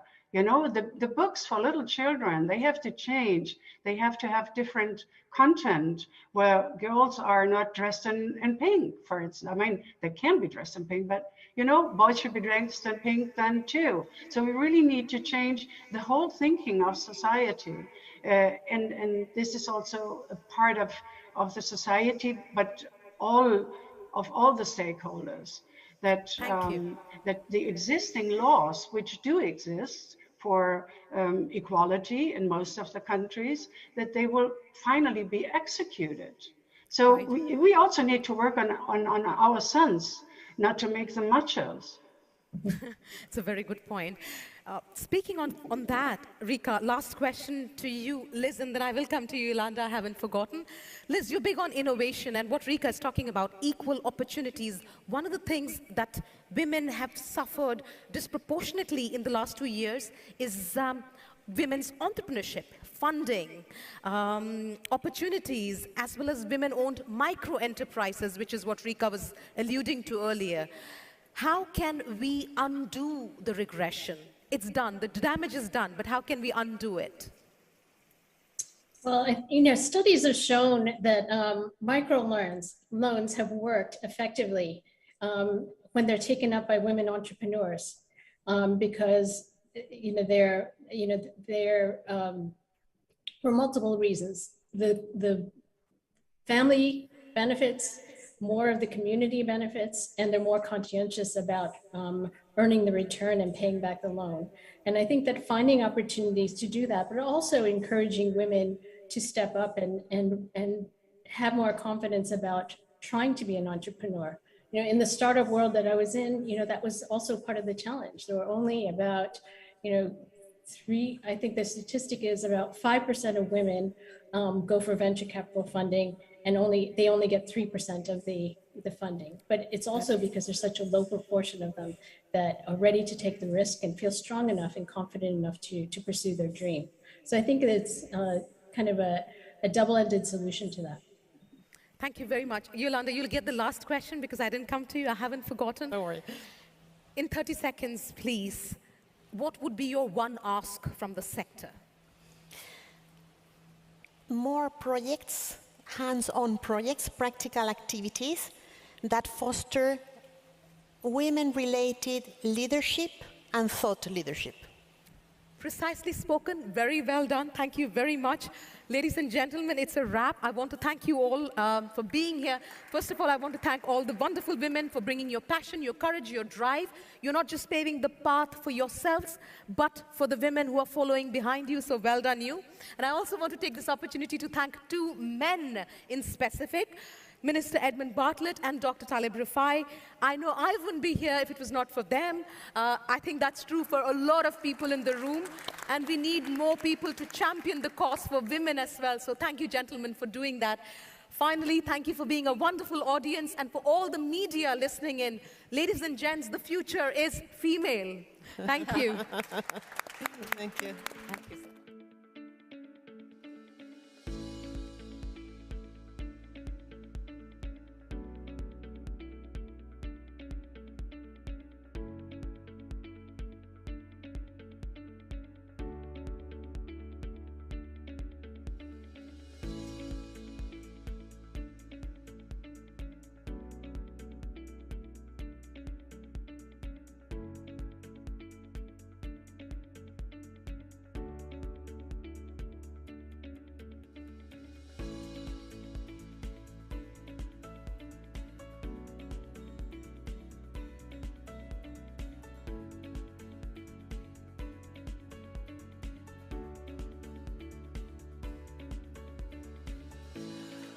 Okay, ladies and gentlemen, first of all, thank you, Aradana, and all the other ladies, not only for bringing their intelligence, but also so much color to the stage. What a fantastic session. Okay, I know that we are running late, but I would just ask you to bear with us for a few more minutes, because we've got some really important announcements to make. Because in concluding today's forum, we want to demonstrate to you the action-based philosophy of the GTR CMC by introducing some of the key deliverables that are actually happening at this very moment. So the first of these actions is the announcement of a publication on resilience called Tourism Resilience and Recovery for Global Sustainability and Development, Navigating COVID-19 and the Future, with a foreword by Dr. Rifai and the editing done by our own Professor Waller together with Minister Bartlett. Can I ask Minister Bartlett and Professor Waller to join me on stage, please?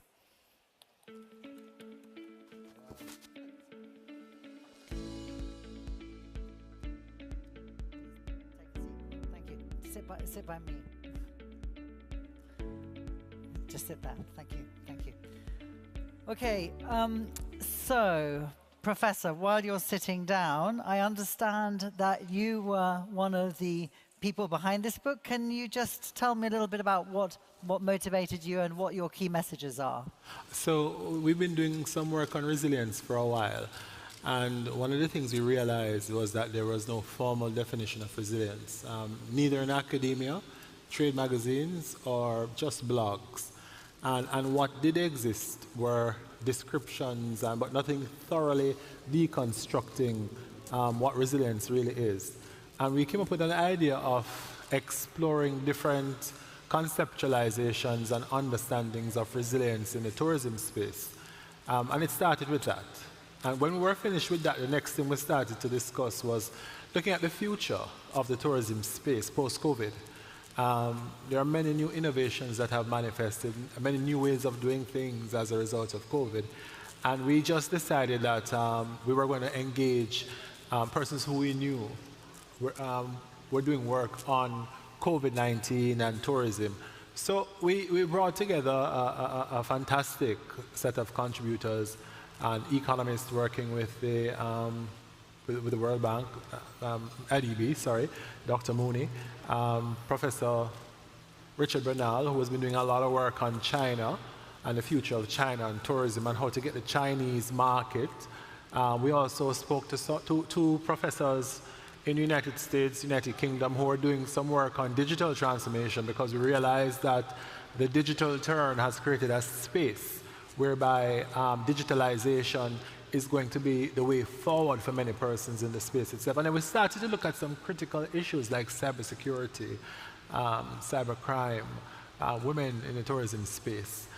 So we literally have a compendium of the current and emerging issues in the tourism space, but more importantly, looking at how these issues kind of resonate around recovery and resilience and global sustainability in the tourism space. Sounds like an amazing read. Minister Bartlett, what do you feel, how do you feel that the book will inspire change? I mean, what can it, in addition to what Professor Waller has just talked about, you know, how can it be used to really help us drive the message forward?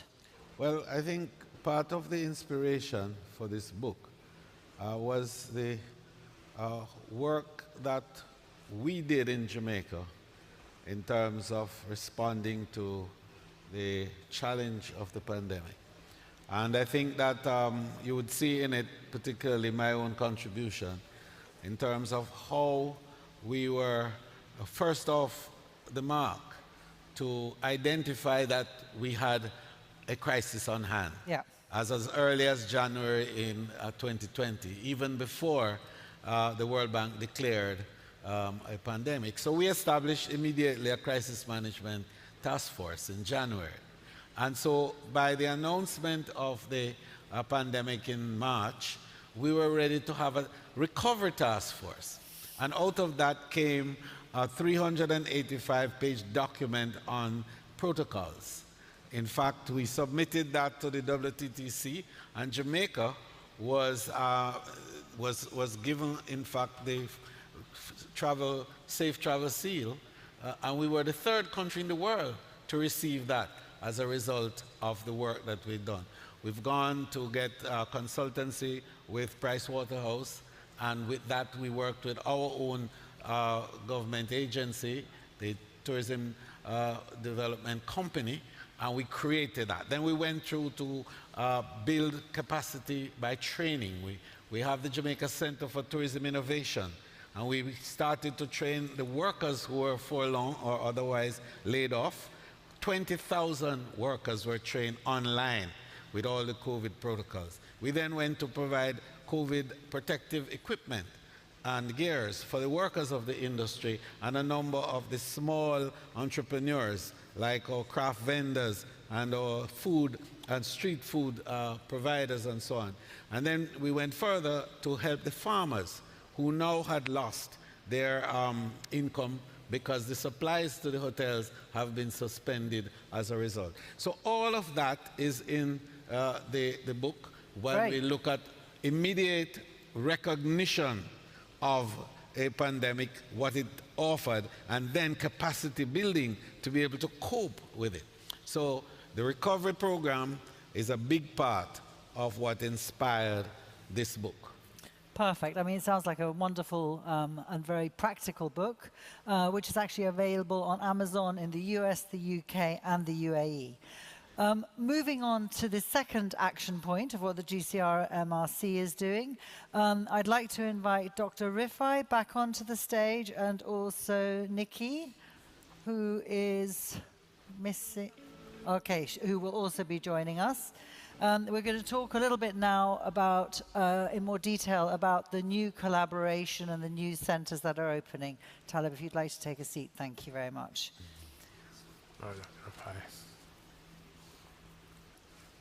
So to introduce this topic, Talib, I'd like to ask you, as the co-chair of the council and of the centre, to share your thoughts on the centre's expansion strategy and the importance overall of these global partnerships. If you'd just like to do that sitting down, that's great. Thank you so much, Daniela. Earlier I shared my background and my view of the work of the centre, and now I will elaborate on your question. We need to collaborate more than ever before. Governments are doing their best, but they're doing it alone. Governments are working alone. It's all in the hands of governments now. They're not cooperating. We need to have regional cooperation first, and then international cooperation. It's very important. Even in a place like Europe, which is very well established, multilateral system. You have 4 systems. One is lockdown, second is quarantine, the third is vaccination passport, and the fourth is testing, PRs. So we need to agree on one system and one system, only internationally. That's the only way that we can recover the tourism industry. We have to put multilateral system at a test. The multilateral system is not operating well at all. United Nations is not operating. The EU is not operating well. United States of America is not united anymore. Divided States of America. Each state has its own system. You can't travel from one place to another if you're not having a unified system. That's very, very important. Thank you so much. Thank you, Dr. Ifai, for those very practical words. Minister Bartlett, I think you have some announcements to make about some immediate agreements which we're going to be announcing and sharing today. Right. Would you like to come to the stage, or would you like to stay where you are? So I could stay here. Sure, please do. Thank you. It's easy. Now, the center has been expanding, and we have, since the inauguration of the East Africa Center at the Kenyatta University in Nairobi, been working with a number of countries to establish centers. And we're very pleased that out of all of those discussions are now emerging concrete decisions with regards to MOUs that have been developed and are ready for execution. Today, we will have 2 such executions. The George Brown University in Toronto for Canada and North America, and the Bulgarian MOU, which will deal with the Baltics overall. Then on Saturday, we travel to Jordan, and on Sunday, we will inaugurate the Talib Rifai Global Tourism and Crisis Management Center there. Then, of course, Botswana is on, Namibia is on, Nigeria is on, and Ghana is on. Greece is next in line, and we are working with Sevilla in Spain for a university there that we have been tidying up arrangements with. I just want to indicate that it is intended to have 12 countries brought on board within the next 6 months. So when we go to Sofia in July, we would have had 12 countries. Global Tourism Resilience and Crisis Management Center in 12 countries across the world. Well, that's an amazing achievement, and we're going to share some messages now to mark this very important development. We'll start with the video from our Canadian partner. I'm Dr. Gervin Ferron, President of George Brown College here in Toronto, Ontario, Canada.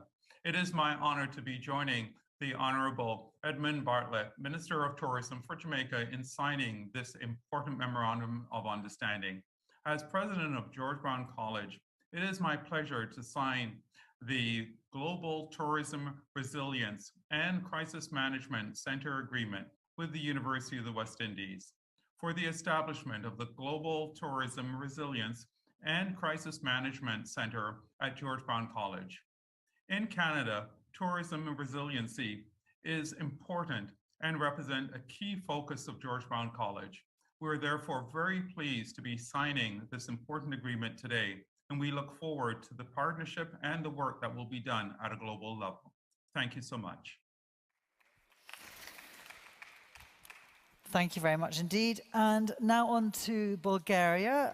You've already been introduced to Nikki, so I won't introduce her again, but she has been the key driver of the partnership with the University of National World Economy and the Association for Economic Development and Tourism in Bulgaria. And I'd like to invite her and Minister Bartlett just to stand at the front of the stage and shake hands for a photo opportunity to mark this special occasion. And to let you know that this is a document. So, congratulations. Thank you. Thank and you. In July, we will go to Sofia to do the actual launch of the center.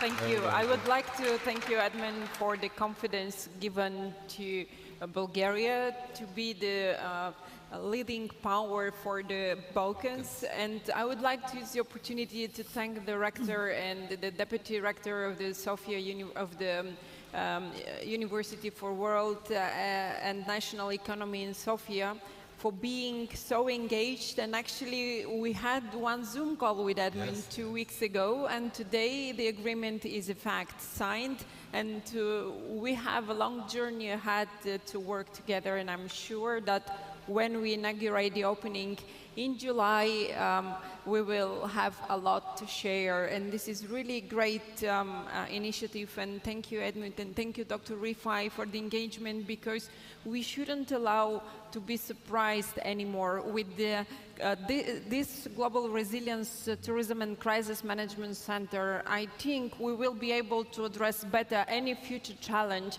that we faced with the pandemic, and this is how we're gonna keep tourism sector moving, and in particular people working in it. Thank you. Thank you, thank you, thank you very much, Nikki. Thank you so much, Nikki and Minister Bartlett. And we now have a message from Professor Salem Al-Mahadin, who is the president of the Middle East University in Amman, Jordan, who could unfortunately not be with us today, but we will be signing the actual declaration with him on this Sunday. So please play that video for us.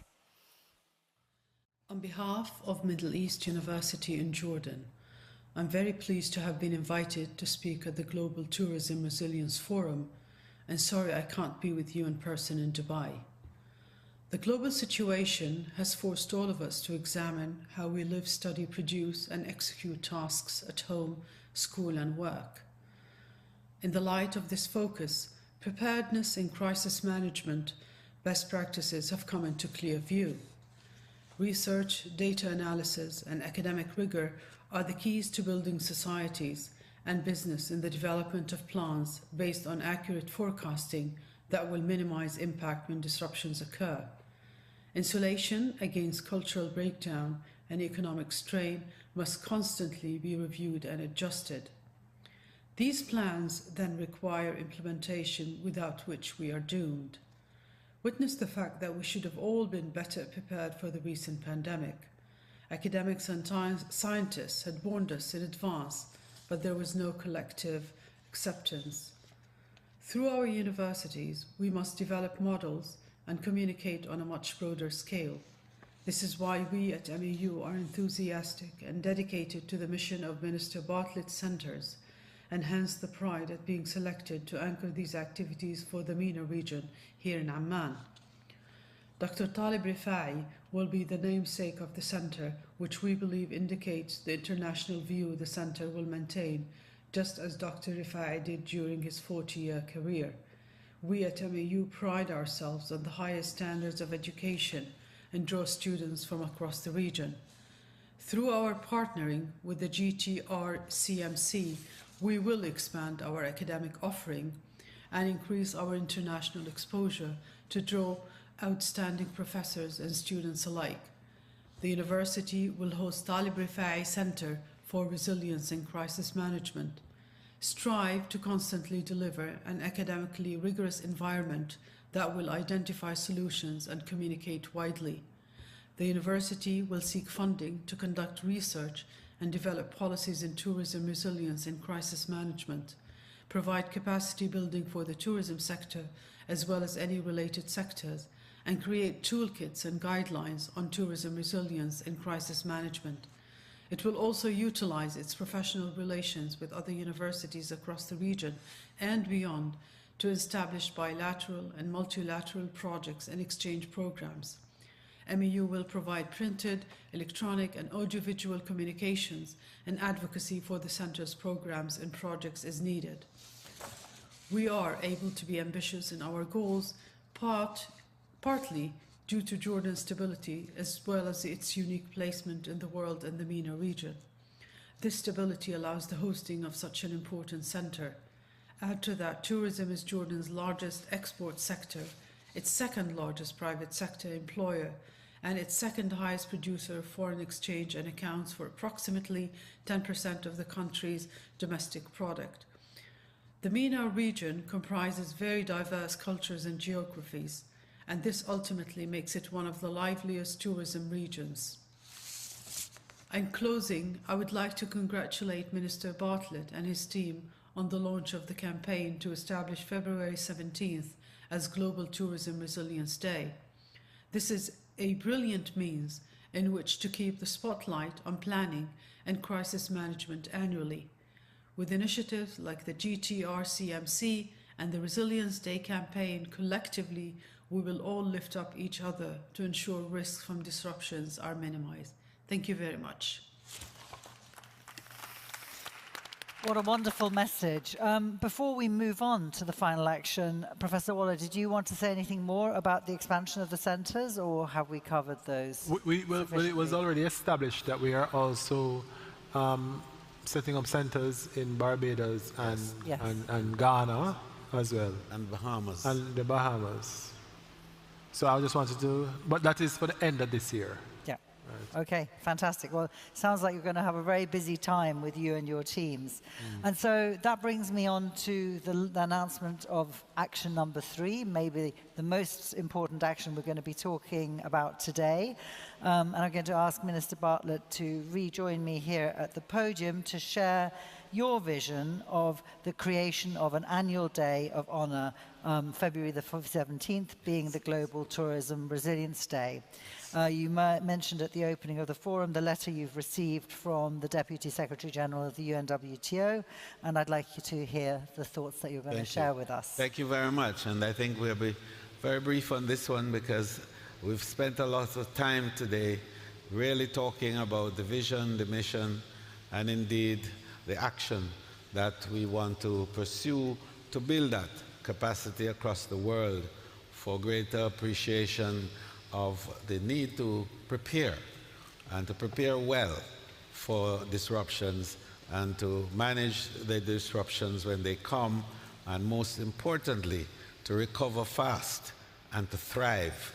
And we want to focus on thriving because that's what enables well-being and brings the whole face of newer and brighter future for the young people of the world. One big example that we have of how unfortunate receding is for countries with least capacity for recovery is our neighbor Haiti. And we're not making heavy weather of that wonderful country in this regard, except to indicate that we know that the need to make other countries grow with us in recovery is born out of the capacity to do it. And I'm insisting that we will. I'm very delighted that we have had cooperation and support from so many entities across the world that it really makes the point for us that we are doing the right thing. And I want to read a particular endorsement that came from the United Nations, the Secretariat, and this particular one makes the point very well. And it reads, Excellency, thank you for your joint letter dated 24 January 22, in which you invite the Secretary General to deliver a message of endorsement of the Tourism Resilience for Global Sustainability Forum to be held on the 17th of February 22 at the Dubai Expo 2020. As rightfully mentioned in your letter, the 2 years of the COVID-19 pandemic invite us to reflect upon the future of the tourism industry, its resilience, and emerging challenges. I take the opportunity to congratulate you for the efforts the Global Tourism Resilience and Crisis Management Center is carrying out in this regard. We must rebuild the tourism sector with sustainability as an essential objective while preparing for future crises. To aid the recovery of the tourism sector from the pandemic, the Secretary General has urged building resilience across the entire tourism value chain as a priority area to be considered in the COVID-19 recovery plan. This means supporting the millions of livelihoods that depend on tourism and building a sustainable and responsible travel experience that is safe for host communities, workers, and travelers. I would like to suggest that you share the outcomes of the forum with the World Travel Tourism Organization so that it can inform the work of the United Nations system and the discussions around risk and resilience that the Secretary General has put forth in his recent report entitled Our Common Agenda. The Secretary General and I wish you success on the Tourism Resilience for Global Sustainability Forum at the Dubai Expo and in your efforts to ensure tourism regains its position in driving sustainable and inclusive growth. And it's signed by the Deputy Secretary General Amina J. Mohammed on behalf of the Secretary General. And I think that this is a very strong admonition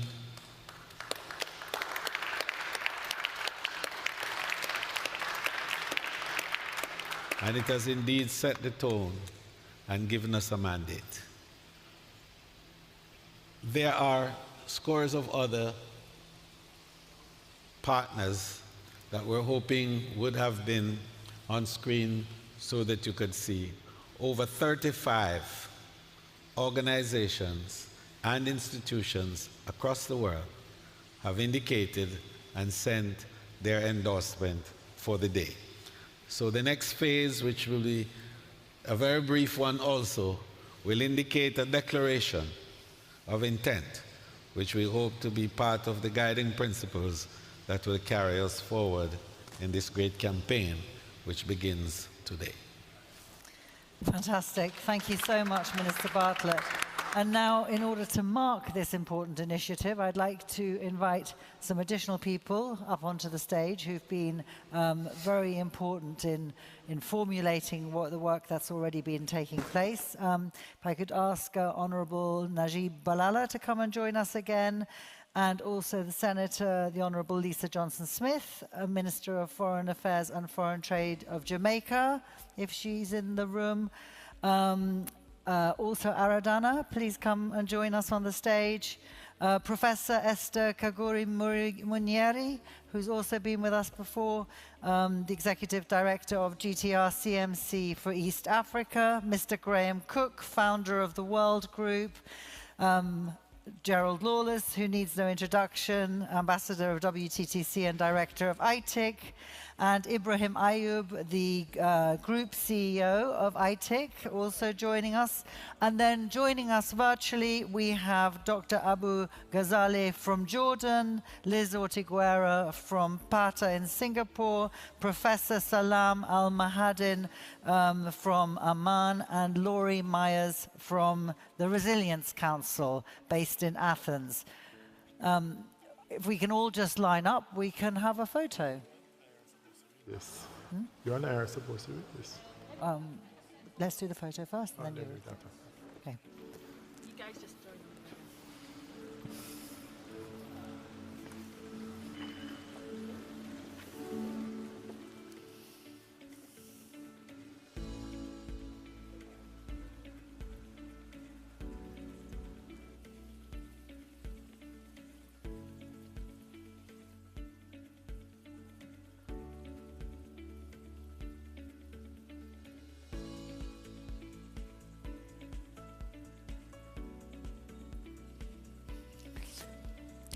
Okay, thank you very much. And I'm now going to ask Professor Waller to read the declaration. I think Minister said both of us. Sorry? You read one and I read one, okay. You don't. I haven't seen it. Thank you so much. Okay, so we're going to read them para by para. We're not going to read the whole. You will read the para with me. But of course. Kenya will host 2024. So the question is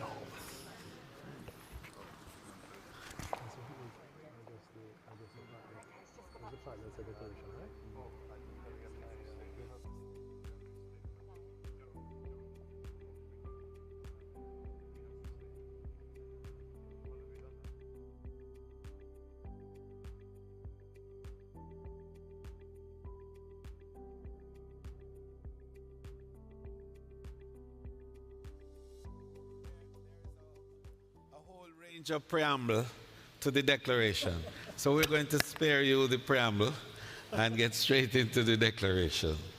And so the declaration reads,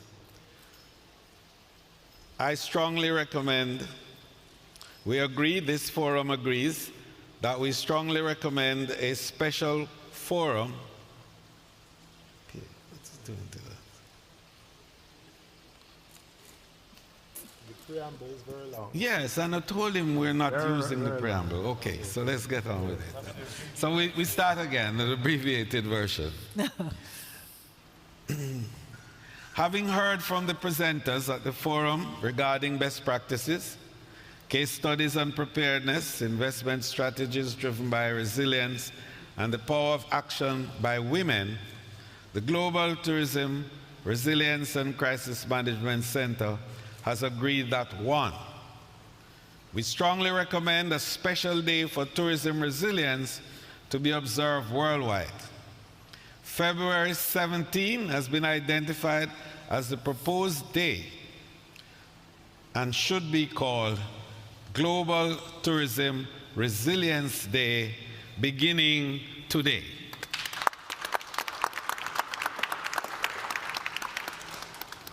We opine that Tourism Resilience Day and the activities leading up to the day will contribute to expanding the range of awareness and access across that destinations will have regarding tourism resilience policies, methodologies, frameworks, strategies, and approaches through a network of tourism stakeholders who will collectively raise awareness, build capacity, and advocate for the application of tourism resilience to destination management.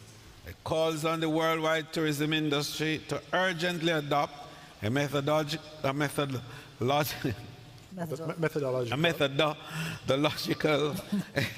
I'll go again.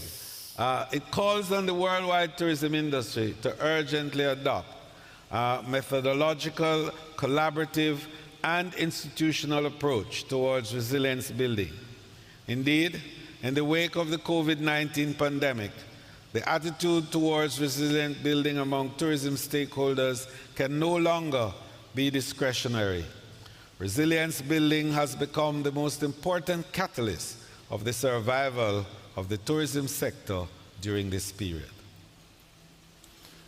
Governments, local authorities, the private sector, the academy, and the international development partners must work together to 1, build capacities to identify, track, mitigate, manage existing and future threats to the global tourism space and agree on mitigation strategies through a worldwide network of international tourism partners.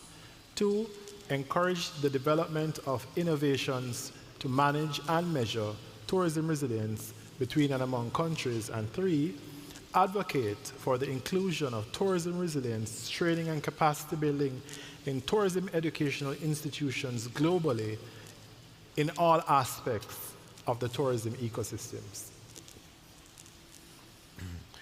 Appeals to national government, local authorities, private sector, financing institutions, and relevant stakeholders to provide support for funding global tourism resilience initiatives I should have touched it. I was trying to help out the situation. All right, go ahead. Better.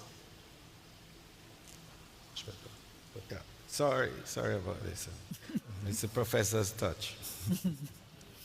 Appeals to national governments, local authorities, private sector, financing institutions, and relevant stakeholders to provide support for funding global tourism resilience initiatives to help in the mitigation of threats to the industry through a global tourism resilience fund.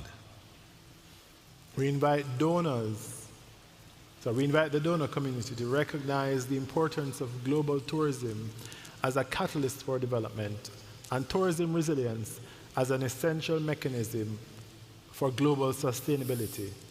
We advocate for a wider and deeper understanding and efforts towards the coordination and mobilization of resources for tourism resilience through existing international financial mechanisms as well as new financial facilities related to the Sustainable Development Goals, including the UNWTO and the WTTC. Invites the donor communities to recommends that the Tourism Global Resilience and Crisis Management Center expands its global leadership through satellite centers in vulnerable regions of the world and later to every country, as well as to collaborate with other key global gatekeepers of tourism to enhance resilience and sustainability in securing the future well-being of all in an equitable and inclusive partnership. Requests that the UNWTO member states, affiliate members, and other international organizations and private sector partners to advocate for the inclusion of tourism resilience policies, methodologies, framework, strategies for global sustainability to be included in all aspects of the tourism ecosystem. And finally, to encourage the global, the declaration encourages the global acknowledgement that the GTRCMC has made to global sustainability through its tourism resilience efforts, and further recommends the renaming of the headquarters of the Global Tourism Resilience and Crisis Management Center at the University of the West Indies to include the name Edmund Bartlett to demonstrate our appreciation of his great work and all that he has done during the pandemic as it relates to building resilience and moving destinations from surviving to thriving. That's the last one. So we, I think you should raise it. Yeah.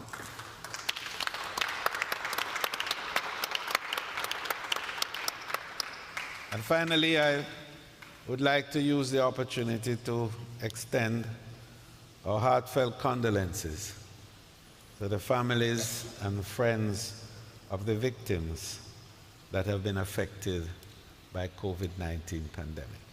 It has been a painful moment for all of us in tourism. We've lost lives, and we say in our good tradition, may their souls rest in peace and light eternal shine on them. Amen. So we'll now observe a minute's silence for all the departed ones from this pandemic.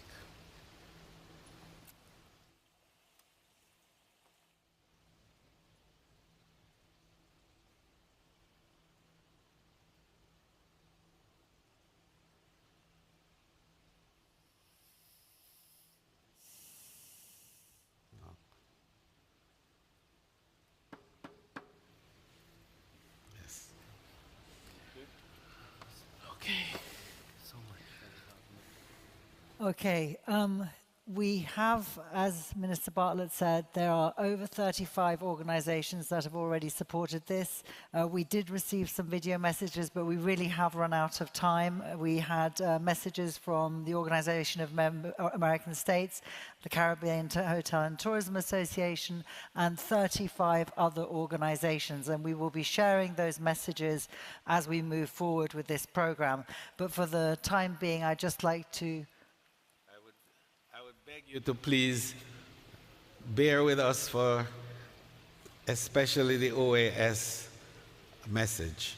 Okay. The message from the Secretary General of the Organization of American States is a very important one that I ask you to just bear with us a little. I know we're behind in time, but please let's have that one. And the Caribbean Hotel and Tourist Association. Okay.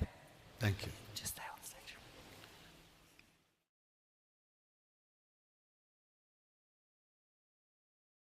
I'm honored, on behalf of the OES, to endorse Global Tourism Resilience Day, scheduled to take place in a year's time. I also congratulate the Global Tourism Resilience and Crisis Management Center and its partners for organizing the Tourism Resilience for Global Sustainability Forum.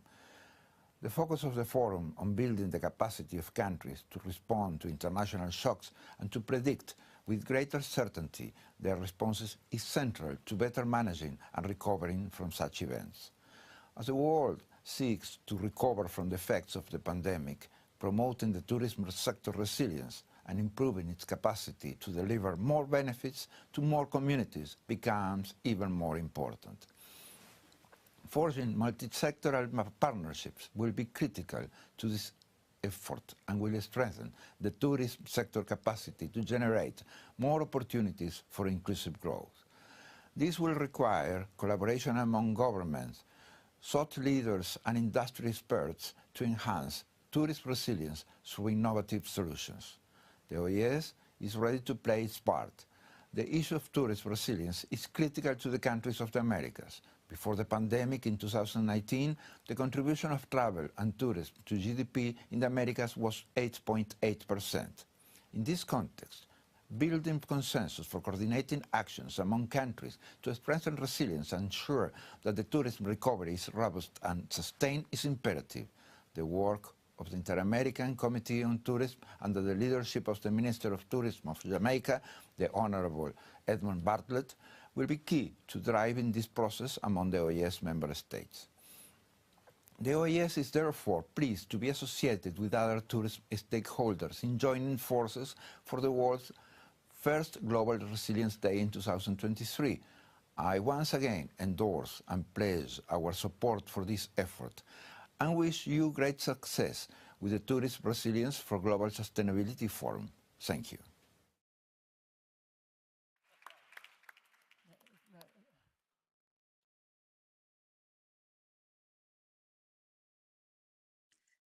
Greetings. This is Nicola Madden-Gregg, President of the Caribbean Hotel and Tourism Association. I am truly pleased to endorse the Tourism Resilience for Global Sustainability Forum and the move towards creating a Global Tourism Resilient Day. The past 2 years, if nothing else, has taught us the value of working together to overcome the most difficult odds. It has reinforced the right of the collective might. The recognition that resilience must not only focus on climate, but take into the full scope of resilience, including security, pandemic preparedness, entrepreneurial and digital preparedness, will be key to sustaining a new global tourism and indeed a new Caribbean tourism. We at the CHTA have also begun to pivot and focus not only on the business of tourism, but the future of tourism along the lines to reimagine and transform this industry to meet the current and future challenges and opportunities. We stand ready to work in partnership with the Global Tourism Resilience Network and other key stakeholders as we chart a new course for tourism. Our accumulated efforts, thoughts, ideas, and knowledge can forge a more responsive sector that is capable of not just responding to a crisis, but predicting any potential crisis and mitigating against its most serious effects. All destinations must utilize the collective knowledge and experience to build new skills and knowledge for anticipation, for human capital development, infrastructure planning, policy implementation and management, for response protocols, and for managing through the crisis and having effective recovery strategies for these disruptive events. While the current pandemic centered around a health crisis, new disruptions may take less familiar forms, such as cybersecurity issues and other less obvious challenges. We wholeheartedly endorse this effort and wish for a successful conference as we work to build a globally resilient industry ready for tomorrow's challenges. Okay, and now for the final wrap-up, I'd like to invite Minister Bartlett back onto the stage and also Gerald Lawless. And Ibrahim, because that was what was just to do the thank yous and the closing.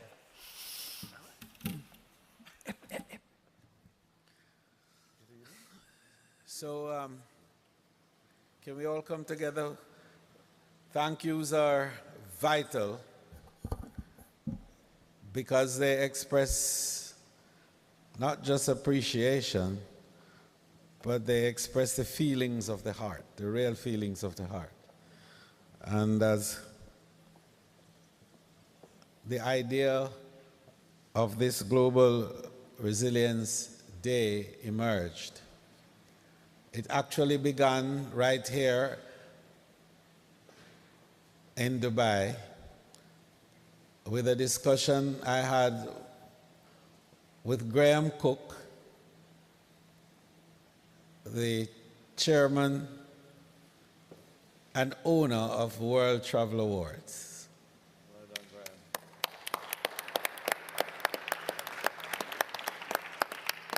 And Graham, who is Ideas Factory, immediately said to me, yes, let's do it.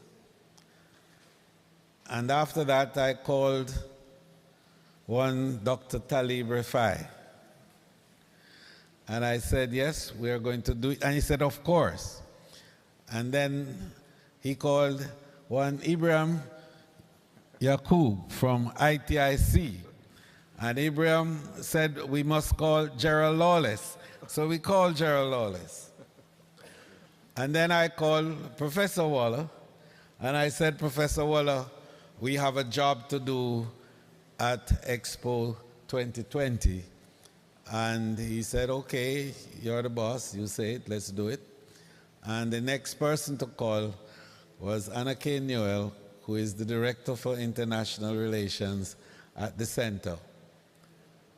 And then we called one Najib Balala in Nairobi, the Minister of Tourism and Wildlife.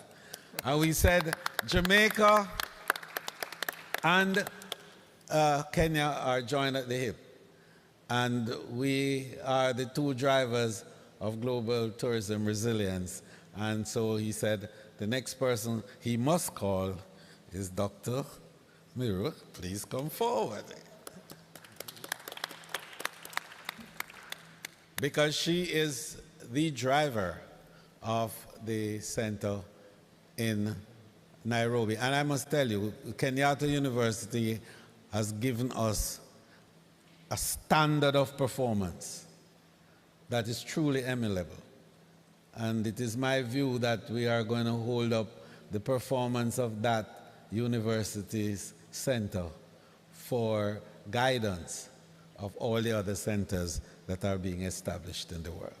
And I really want to say that to you from the bottom of my heart, because you've done extremely well. We're proud of you in Kenya. Thank you very much.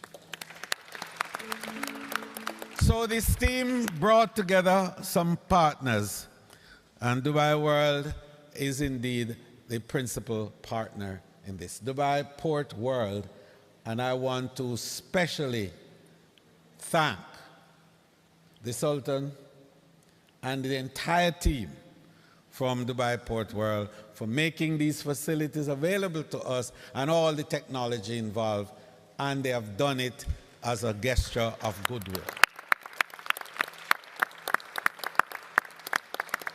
Sandals International for their support, PATA for their support, of course, the Bahia Principe and the GMC, who are investors and hoteliers in our space. The Global Tourism Resilience Council, and I want to spend a second, if you will, on the council because Daniela saw me in Madrid at Fitur, and she said, yes, we're doing it. And in 2 minutes, she had Laurie Myers on the team, and Laurie worked night and day to make this thing possible.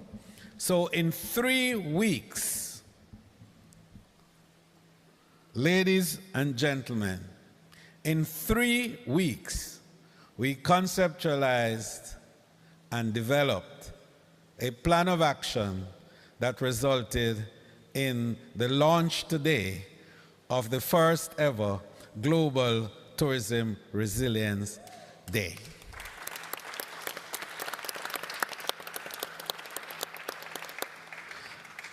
Have I left out anybody else? Alicia Bethune. Where is Alicia?